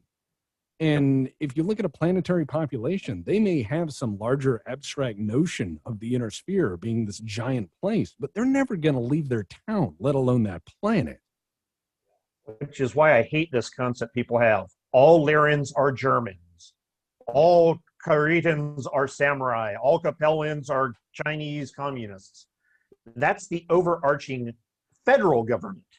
But that's not the individual planetary governments, where it's a smoke and grab bag in every single realm, which you're going to get on any planet. Yep. And how connected they are even are to the federal government, how aware the federal government is of the dealings of the warlord who's raping his people, and maybe the prince cares, maybe he doesn't. That's going to vary so much. There's none of that monolithic stuff, yet you listen to so much of the talk in chat rooms, Facebook. There's a monolithic view to every faction almost, and it's a little frustrating to me. Yeah, that gets me too, and that's what I really like about just the government structure. And we talked about this text a little bit in our podcast of just how it's how the structure of the government and the inner sphere has adapted to the geography and the landscape. The landscape being solar systems, and a pocket of the galaxy. And you even look at it. You look at it like you can use the United States currently as an example, and I talk about this with my girlfriend. Is it's the problem with the federal government, and this is very conservative, even though I would call myself progressive, but people are making policies based on what might be effective in New York, and it's like life in New York has nothing to do with life in South Dakota, and so there's that balance. Well, it's like the pockets and at what's that threshold there where a larger federal government is effective, controlling the whole. At what point do you need to partition, and what point do you need to kind of bring things together? That's why the feudal thing works, because in explaining feudalism and BattleTech. Feudalism in BattleTech works because communication is bottleneck, and communication is very expensive. Travel is bottleneck. Travel is very expensive. So you can't send the space IRS from your capital to go to all the places to collect all the taxes to move everything back. Everything is bottleneck. So your line of delineation, your line of sending information out, your line of control goes to a planetary governor. That is your magistrate. That is the representation of your imperial will. They are the be-all, end-all on that planet. If complaints come from beyond that place or below that place, it's stopping there unless you have remarkable pull. It's just going to stop there. All the gripes go to him, and if he lives long enough, he can bring those gripes to you, the imperial sovereign. And that is why BattleTech is feudal. It's because of those two very straight bottlenecks. Right. Now, bottleneck. I'm sorry. I was agreeing with you, not trying to interrupt you. No, and that's fine. I think that ultimately, when it comes down to BattleTech, we cannot frame it in our view of things. In BattleTech, you can't go, I'm going to send an email to my friend 8 planets away, and he'll get it in the morning. It's like, no, I need to go to Comstar. I need to hook up an HPG account, and I need to choose in 10 words or less something that's coded that he will then know to follow back on or respond or take action on. It's a lot like the Wild West, sending a wire. This is an expensive proposition. Right. It's like sending a written missive. It may get there, it may not. There's no receipt on reading unless you're a billionaire, really. Yep. So, and speed can vary a huge amount on a cost, because if it's not a priority message, it gets put in a batch that might take 2 weeks or a month before it's shipped off planet. For the that's like why it has priorities. It's like why it took the combined like wealth and technological like acumen of two of the largest like space nations in the universe in order for people to set up a Skype call between 2 planets. Right. So that That's why the whole thing, bringing the flowers, the mycotias, to Melissa's wedding was such a big thing, to set up that daisy chain of drop ships to get flowers across the inner sphere in a day was such a sign of largesse that we can't really understand it, I think, in today, because there's so little that really compares, although maybe people waiting for their BattleTech Kickstarter stuff can understand the logistics on things, Well, yeah, and it goes back to Mechs. Like, let's say I talked about this when I did. I hate to keep referring to my own episode. It makes me feel like such a shit. It's the thing that like your brain space is occupied with. Go for it. No, I feel so bad. Someone's gonna be like, "Way to go, Tex! Shill your shit." So it's when I talk about the clan invasion, I say they fail because of a logistical problem. When your spares are 1,000 light years away, by the time you get a message all the way back to the factory and say, I am low on X, and they go, okay, scale up production, build it, ship it all the way back out, you could be dead or on 8 planets away, Right. Yeah. And even we talked, in the history side, sorry, I'll come back. This is quick, Bruins.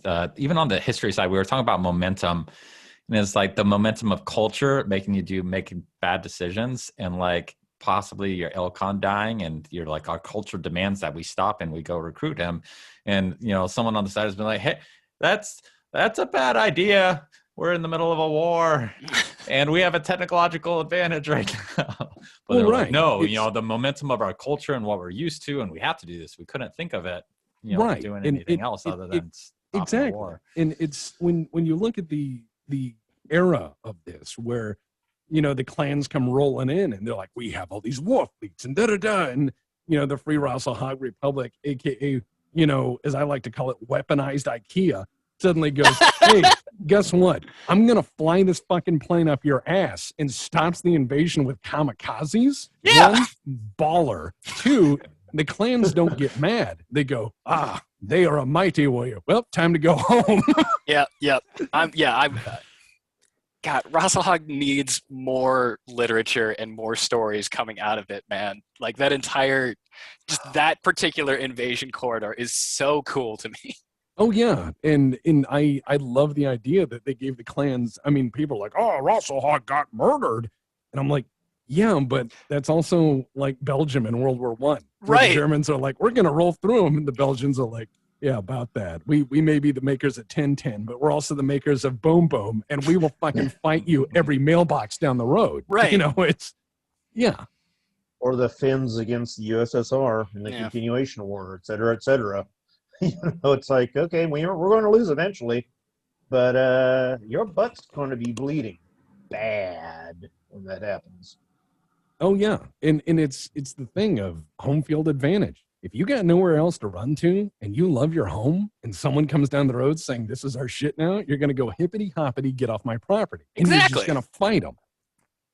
And you may not have had a unified government or a unified will before that point, but guess what? By God, after that point, you sure as fuck do. Because it's a lot of people, when people ask me, like, what is my favorite portrayal of an alternate history America? One of my favorite portrayals is a Red Dawn. Because I go, this is a story about some kids in rural Colorado who are just weird. You know, just kind of the weird farm kids. And here comes some guys who like blow their history teacher away. These guys shoot their history teacher. And that is the point where they're like, you can't do that. We're the guys who give him shit. Fuck you. You know, and they get in that fight. And most people are like that. Most people are just average going people who want to get laid, get drunk, do whatever, have a fine fucking time. Most people are like that. But if you come into their room, you come into their neighborhood, you take their stuff, you kick their sandcastles over, all of a sudden they go, well, I've got nothing left to lose, and I have access to tools. And then it suddenly becomes, you know, Free Rasselhog Killdozer edition, where you find people willing to fight tooth and nail. And that's something that's kind of overlooked in some of the BattleTech lore. Where I love in the Civil War books, or the Fall of Terra Part 1 and Part 2, it describes that Starly getting ground down trying to take these planets back because there's nowhere to go, and they're digging in, and everyone's got every weapon on the book. Every weapon is being used. There's no reason to not use them. It's a non-zero-sum game. It's just, I got nukes, you got nukes. I got chemical weapons, you got chemical weapons. Let's fucking do this. And it just becomes this coked up mayhem, you know, just murder nightmare. Right. You're killing billions of people. And that is true to human nature. That's why I kind of have a really big disgust or hatred of stuff like the Jihad, where it's like, well, then they showed up with their secret army they made in the back behind the chips, and it came out, and then they blew up everything at once and left. And you're like, wait, what? It's like playing Hearts of Iron versus random people on multiplayer, where it's like Ireland has invaded America, and you're like, wait, what?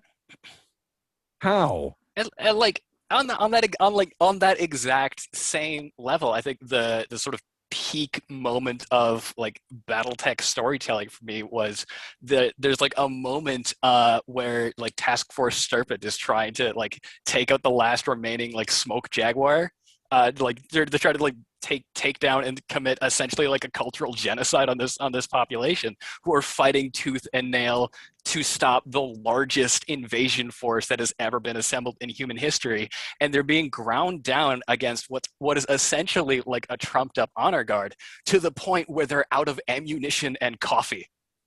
Yeah. And I mean, you find that where you have catastrophic successes in military conflict, where, you know, most famously in American military history, you have Patton running out of gas. You know, this happens in war, where you're like, you go, okay, here's your bombs for the month. You're going to drop these bombs on these people and you're going to make them dead. And they're like, yeah, well, I ran 2 missions today. Well, you're out of bombs, which means you can't drop bombs, which means your planes can't.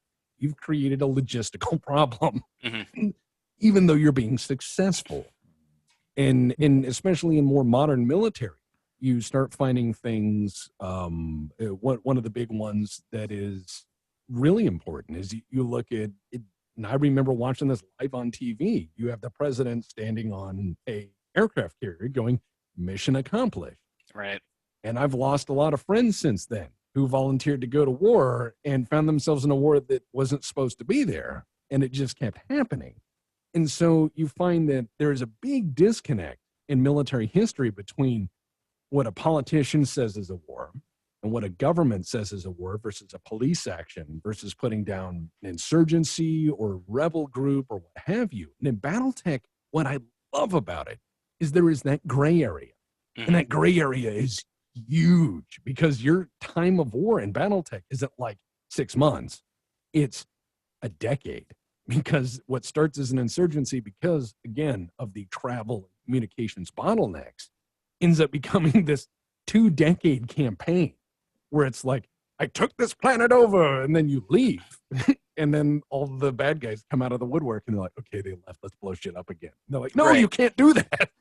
That's what made the Chaos March so cool to me. Yes, was absolutely. the mess it left and thing. That's why when I developed the whole Deputy Dog UrbanMech thing, it was on Hessian, because it was that just hot mess, poor communication. No, you're trying to enforce a government that really can't maintain its grip on the planet against an insurgency that the populace doesn't even fully support, but sort of does. Oh, yeah. I love that. Man. The Chaos March did the vacuum of great power thing so well. So well. Because it's like, yeah, the big governments are kind of interested in some of these planets, but the rest of them can sort it out. Then it just becomes, what happens today? Well, who cares? Welcome to the Chaos March. And it's the best creative playground, stuff like that. Or for me, the Scorpion Empire, Imperio is Scorpion Imperio and all that. Those areas that aren't the defined big faction, big play, here's the main novel. No, you read a Double Blind with Avanti's Angels in the Chaos March, then out in the periphery. So much more interesting to me, honestly. Oh, yeah. I mean, I love the big picture to build my framework, but the cool stories, in my opinion, are the big picture most of the time. So can I just like hop in as a layman with not exactly a lot of understanding of the Chaos March? What about it makes it so interesting? Oof, you want to start this one, Tex? What is it, and why is it so good for storytelling? All right. So imagine. Let me try to make a history parallel. Let's say that like you have East Germany and West Germany. Right? West Germany supported by us and the EU, or what would become the EU and the Western allies, and East Germany is definitely communist, right? And then what if, all the states in between just kind of became defunct and both sides were like, I'm out of here. I'm out. Oh, no. And so it became a game of sort it out. But maybe we might be interested in that city and that city over there. Maybe the roads between them, but the rest of it, yeah, who cares? And then you just have all of these wonderful bandit princes, small warlords, conquerors, all of these people who go, now is the time that I put on the Genghis Khan hat and I will become the great ruler. And you find pirates flock there. You find all of these planetary governors going, you know what? I could rule this whole system. I'm pretty good at this. And you find all of these wonderful people come out of the woodwork with their knives, and they're just like, war. And it becomes a war where on the borders with the big states, they kind of help or kind of push or provide for security or kind of shape things in one way or another. But then in the middle, where you're away from these governments, it becomes this beautiful buffer zone of anything goes, and whoever's on top wins. And it just becomes rampant chaos. It becomes the Italian warring states with BattleTech. It becomes, in any of the election years in the German, in the Holy Roman Empire, where all the electors are like, I think this guy should be the emperor. And the guy next down the road goes, I don't think so. And it's like, well, I'm going to burn your house down. And so you find all of this wonderful, crazy, chaotic nonsense where you have nations being founded and burned. It's anything goes. It's a creative wild zone. It's the Wild West. It's unincorporated territory. It's dots at the edge of the map. Here be dragon. And it's wonderful. Like he used the East Germany thing, and I think the fall of USSR in a lot of ways does make a good parallel. You got Russia still as the big power state, but look at all the istans that were in between Russia and Germany. Yeah. What kind of security is there? You look at the rise of the Russian mob, and then the power vacuums and the gangsters and the warlords and all these various little pocket countries now that were once part of the stable, if very not as stable as they made it look to the West, Soviet Union. And it is still, to this day, a complete mess in a lot of those areas in real life, and that's the Chaos March. And it's that's why I kind of chose to frame it that way. Imagine all the great powers pull back from their borders and are like, okay, whatever. And when you have no interconnected trade, no common languages, no agreed upon rules, and no legitimacy in government, when all of that is question marks and craziness, you will find that all your alliances are spit in the palm handshake alliances. Right. Literally. And so the best part of that is it embraces the madness of the human spirit, where humans, when they don't know what to do and the rest of the world is fucking crazy, you self-determine. That is the majestic part of the Chaos March. Is it's like, I don't know what anyone else is planning, but I'm going to be the king of this shit heap. And even look at the fall of the Holy Roman Empire and the little fractured states. Look at post-Roman Britain and all those areas. There's so much that you can see where you'll have pockets of once great countries, and you'll have worlds. Like Hessian was still a very technically adept world up until the jihaded it. But it was an exception compared to a lot of the other worlds where they fell back and became more feudalistic, more primitive in some cases. So, yeah, that's the thing, is it opens up the creative toolbox for you to go. And because CGL and FanPro before and FASA didn't heavily invest a lot of stuff in it, I think there was, one source book on the Chaos March, but it was not even super deep. It was what we jokingly called the war crimes pamphlet. It was like a welcome to the Chaos March. Here's bad shit you can do and fun you can have. But you're right. The Chaos March was ultimately player agency. That's what the Chaos March was. Very little set canon that gave you a very bare bones to work with. Okay, this is a governor on this world. This guy was in this novel. Everything else, play with it, and chances are, it's no matter how big you go, how hero mode, you're not going to run into canon and screw things up, if you even care about that. Which, that to me is the huge fun of the Chaos March. And then I have a very warm spot because I had a retired clan invasion guy who relocated to Hessian to avoid burnout, who then got appointed as a military liaison because he was still Lyran Reserve military on this FedCom world when stupid Operation Guerrero came, and suddenly Hessian was now in the middle of the Chaos March. And so you got this guy who now finds himself trying to help the FedCom appointed governor against Liao insurgencies in the Chaos March, running a police station full of UrbanMechs as their heavy units to try to defend everything. Well, right. And let me tell you, yeah. that was when I learned to love the UrbanMech, actually, because when I started that campaign, I stuck my players in that and stuck them in those to make their lives hell. And then found out, actually, in the job, as long as you weren't trying to give out tickets to speeding drivers, having an army of UrbanMechs was actually pretty damn effective for policing the city from invaders. You know? Right. Well, and yeah, it's it kind of reminds me of that stupid meme. You can't outrun a radio. Yep. Well, or the canine video from MWO. It's like, oh, the locust is running away. Okay, can you outrun my ultra auto cannon, nobody? Pow! Yeah, my mech's slow, but I got a big gun. So, This man is under arrest. and, But I mean, yeah, and because of that, we now have a canine UrbanMech in MWO. And all those things literally all came from my fascination in the Chaos March, and we're starting to see it affect other parts of the BattleTech universe. So yeah, I'm biased towards the Chaos March because of that.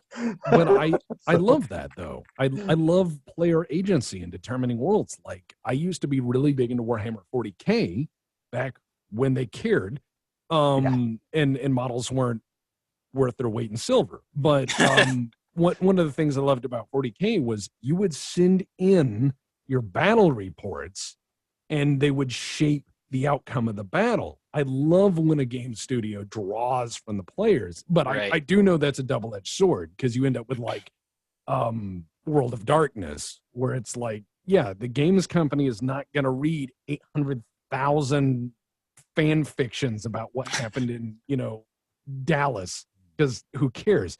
And yeah, that's going to be a lot of lore for people to drink in, but for BattleTech, absolutely. Yeah, that's the beautiful part. And it is a double-edged sword, though. People have to understand, not knocking anyone that's doing their alternative universes, because any campaign you play is technically going to be an alternative universe, because unless you're playing with the devs, something you do will deviate. But honestly, that story you think is really, really, really cool, no one else really cares outside of your gaming room. I hate to break it to everybody. And that's where it becomes a problem. You see these people pushing, and you see it in Star Wars. This is my alternate history. This is what they should have done for the sequels. Or, Yeah. Or they get pissed off because they have a theory, and then the new lore that comes out doesn't follow their theory. Well, and the thing is I think that's really a two sides of the coin. Because, like, let's say your job was to write BattleTech, right? You would go, oh, well, here's all the cool shit I would do. And then they would go, okay, but do all that on a really quick timetable that can't intersect these 80 other things. And you're like,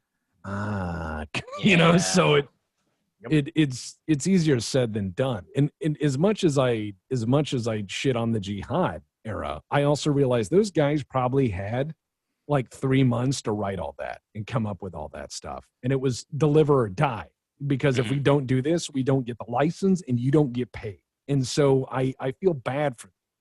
I really do, because a lot of these people love BattleTech.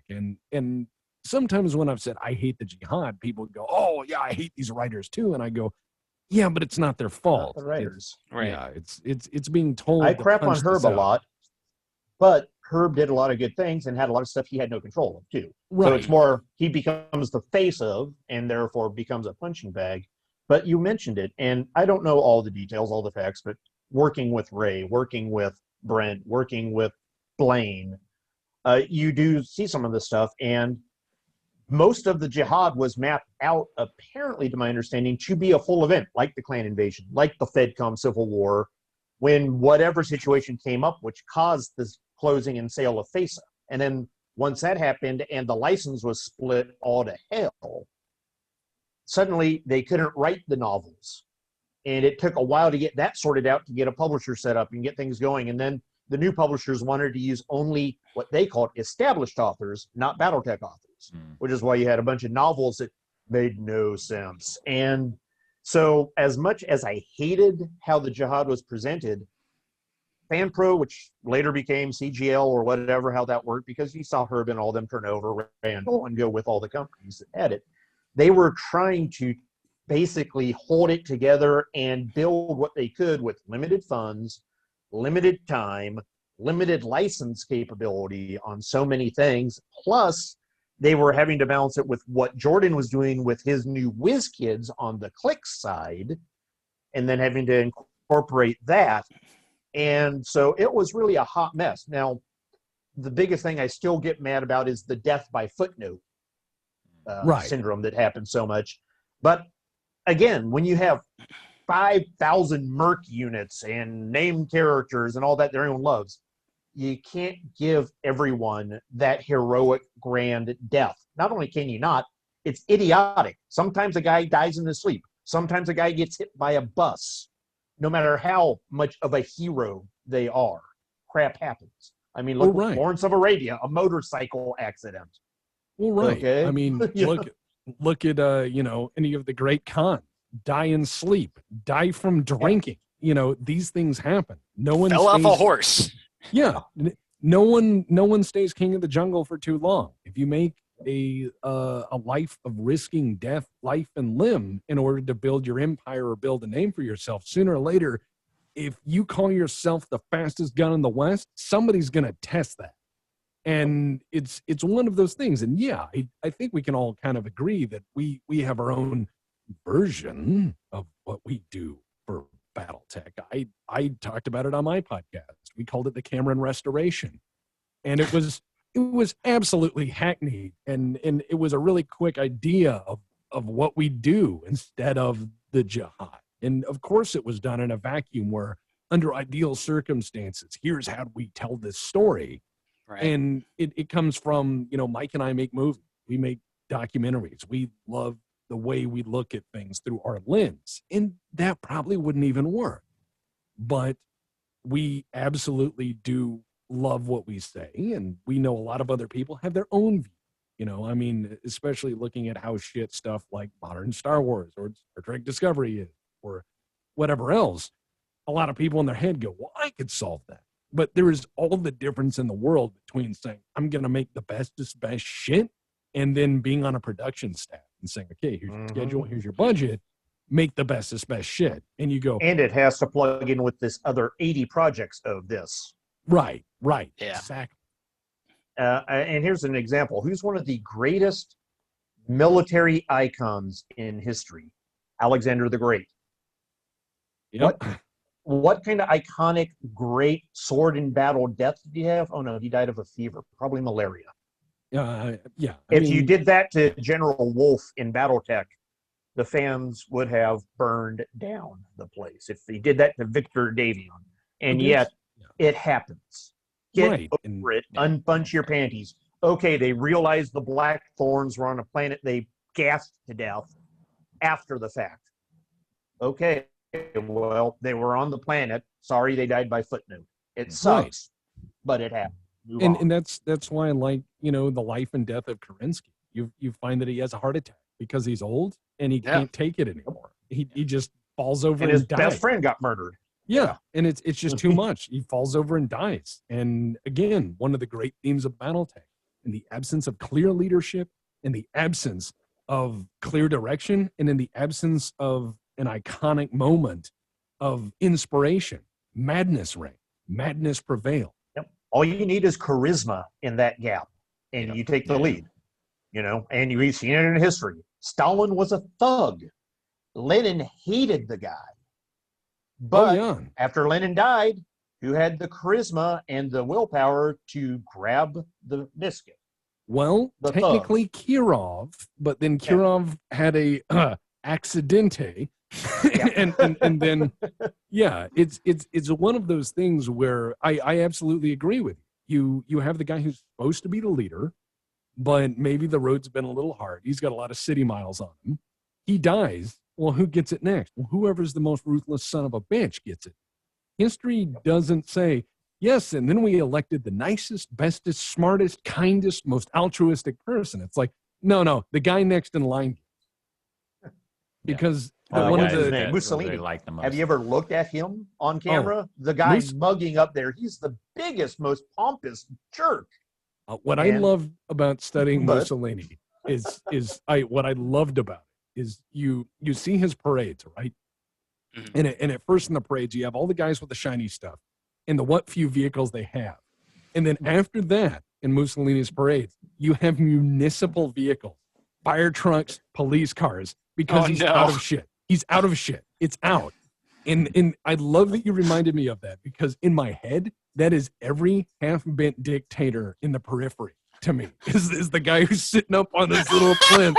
And then you look at Mussolini in the film, though, and he's strutting. The guy I thinks of is LL Cool J in a rap video, literally preening and strutting like he's all this with the fire department, which is, by the way, a horse-drawn carriage, not even a mechanical fire engine pulling it there. And their cavalry is on bicycles using 50-year-old rifles, just so you know.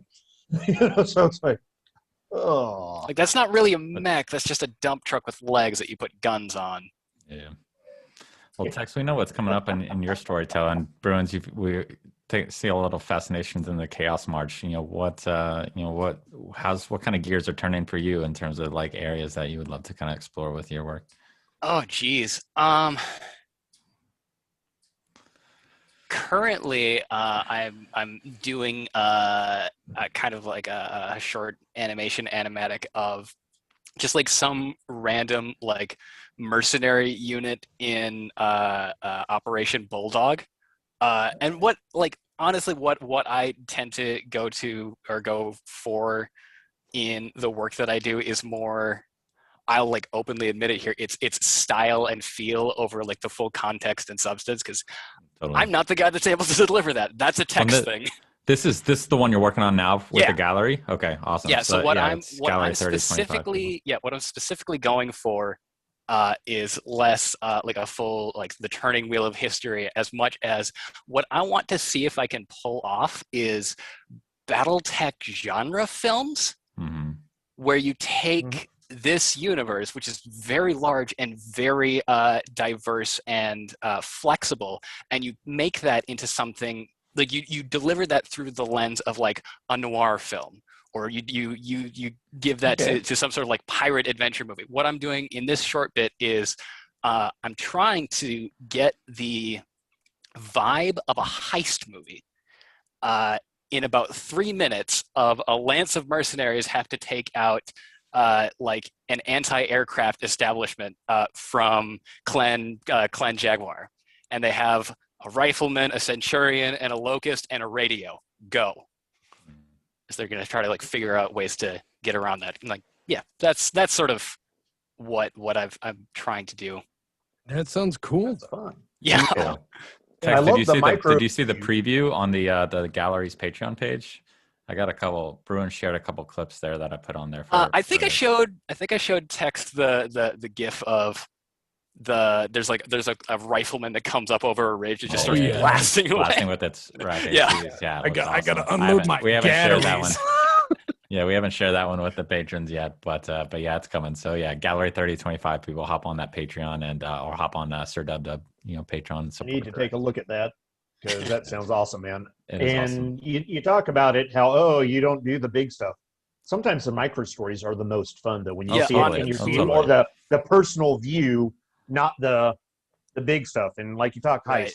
I mean, who doesn't love Ocean's 11? Who doesn't love what was it, Kelly's Heroes? With I love Kelly's Heroes. Yeah, that's my favorite war movie. Oddball and all them doing a bank heist in the middle of World War II. Yeah. Right. Is it a macro story about how Patton went through North Africa? No, who cares? Yeah. This is more interesting and more fun because you're connecting with the people. Yeah. So it's also awesome. It's also a story you could like tell without using any words.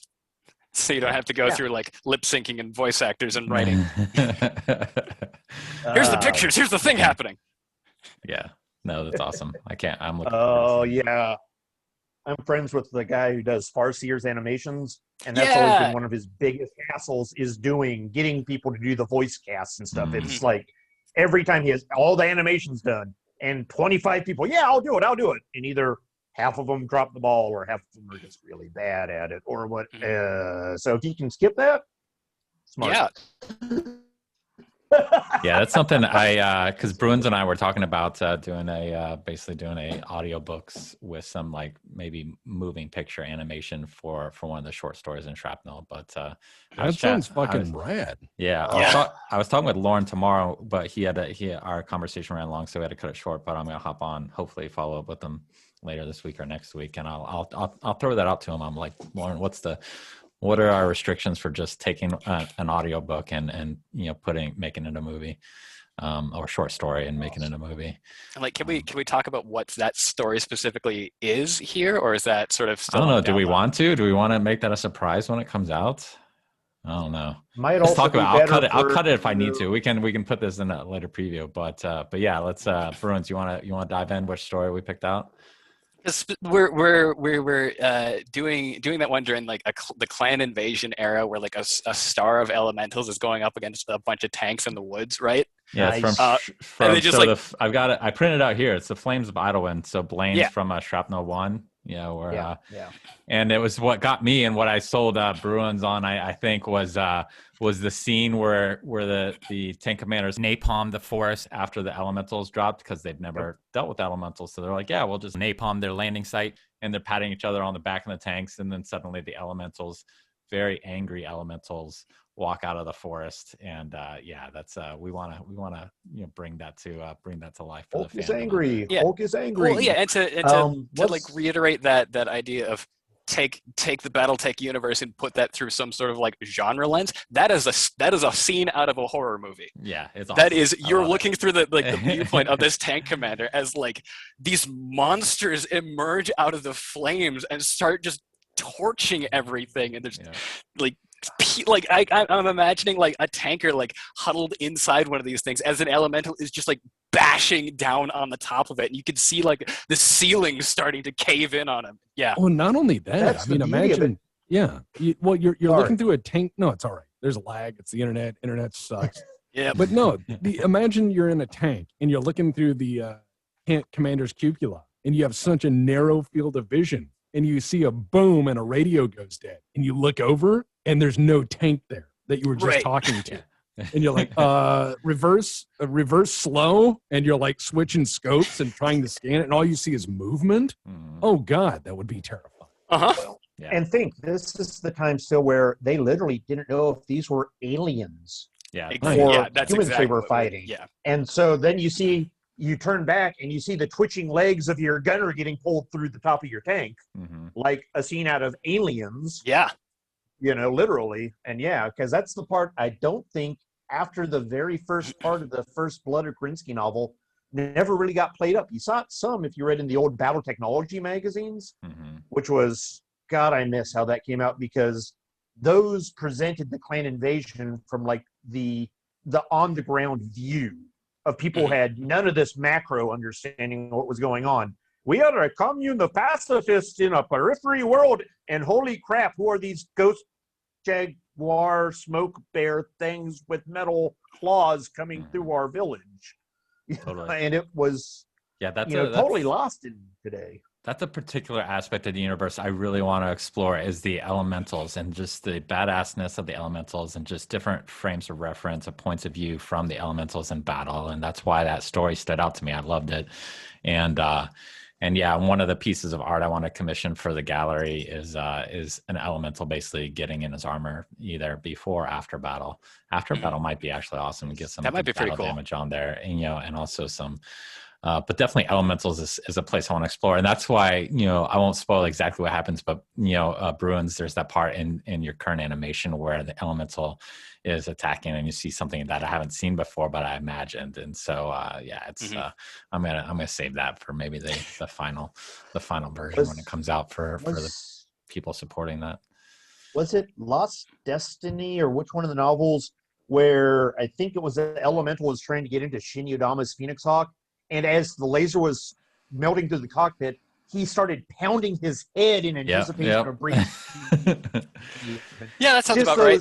Yeah, alien and freakish moments where you're like, okay, after that concept was lost. Oh, they're toads, no big deal. We'll just swat them and smash them. But it lost all the fear factor, and seeing it from the elemental side too, because a mech can step on them and it's over. One heavy weapon hits them, they are dead. You know, so it's like, it's a very high risk stuff, and I would love to see that story told from both ends. Yeah. You know, and you know, the monolithic, oh my God, here's this monster coming through, but also what doubts maybe are the elemental having? Or is he so juiced up on battle juice because he got his armor breached earlier that he's a raving monster, literally? Yeah. Yeah. I even when I read Blaine's story, it stood out because I had been for a while imagining what if I had told a story in BattleTech, what would it be? And it always came back. It was the first time anybody, it would be in the periphery, anytime encountered elementals and just like not knowing what's happening and just hearing the voices on the radio of people panicking when suddenly like these things are on their mech and they can't get them off. And then suddenly they breach the cockpit and this arm comes in and maybe it rips off their arm, you know, while it comes in, you know, it's just like that, just like almost, it could almost be like a War of the Worlds radio, you know, drama where it's just the radio chatter of that first battle. That's something, you know, I'd love to make happen. Any of you guys familiar with the Dark Horse Aliens comic series? Oh, God, yeah. I read that. I read that one. Is like that the one Earth with... War and all that stuff where the alien hive started on the Earth? I just remember the mini-series, the Dark Horse, where it was like the Predator teamed up with the female. There was that Alien versus Predator. Okay. But they had a whole series that were just alien-based without the Predator crossover. Okay. And like you were talking about that, and they were on the Alien Homeworld, dropped the same style APC you see from the Aliens movie, and they're running and stuff. And then a super alien literally, well, one of them regurgitates acid blood on the windscreen and ripping through. And those are just the visuals you're making me think of, describing how the elementals would appear to people with no prior knowledge to it. Completely. Yeah. I mean, we talk alien, and sometimes I think we're thinking like, okay, World War II soldiers seeing a modern tank alien. No, this would be alien, like a monster alien out of a nightmare coming through. And that extremity. Yeah. The more we can explore kind of those initial contacts in the periphery, or just even, you know, once they got past the periphery or when nobody knows what's happening, you know, Feel on Kel, you know, fighting them, you know, on the moon, you know, what's going on there. But, we're fighting space alien toads on the moon. But how about even later stuff? You have things you can bring up. How about telling a story from the perspective of a proto-mech pilot? You're a washed out aerospace pilot who's been run up with all these implants that's going to drive you insane and kill you in 5 to 10 years. And you're going into battle on that. What type of perspective story? What's the thought process? What's the concept on that? And I always was annoyed they had the budget D&D monster manual artwork for all the designs, because I always thought the proto-mech concept was fantastic if you stop to think from the pilot's perspective in particular, and where you could hopefully eventually evolve the technology to do it. But it's like, so it's not just elementals at the beginning. There's so many pockets in the history of BattleTech you could find that new technology. Right. Mani Domine for the Word of Blake at the beginning of the Jihad. You know? Just like the point where just like people start mixing. I think one of my favorite incidental or like background characters out of a BattleTech novel, what came out of the Dark Age, where like some dude, like his mom was an elemental and this guy's just this big old softy teddy bear, but people keep picking fights with him. I felt so bad for that guy. I love him. Oh, too funny. All right, guys. Well, we've been going for a long time. I think this might have to get cut into 2 parts. It was so long, but this was a ton of fun. I think this idea was a home run. I'm with this little series of getting together and just kind of talking BattleTech. Sounds great, man. Yeah, I mean, I think this is people are gonna love this, and if they don't, well, I'm sad.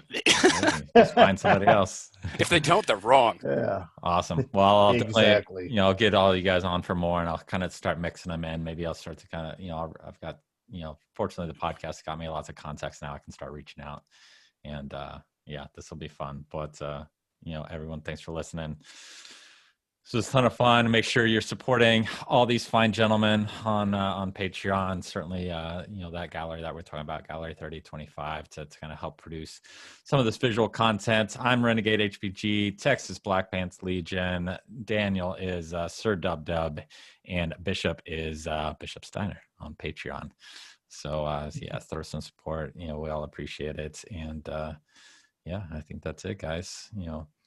It's 8:30 here. I think it's 7:30 for Bishop and Bruins. So you guys got a little bit of night left in you. Yeah. But awesome. Well, thanks for listening. Yeah, I've got a shepherd's pie cooking. Ooh, All right. Oh, nice. I love it. Very cool. Well, enjoy that. And everyone that's listening, I hope you enjoyed this. Throw some comments down below.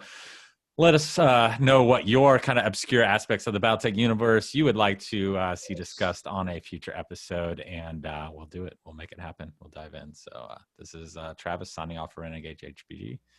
Catch you on the next episode.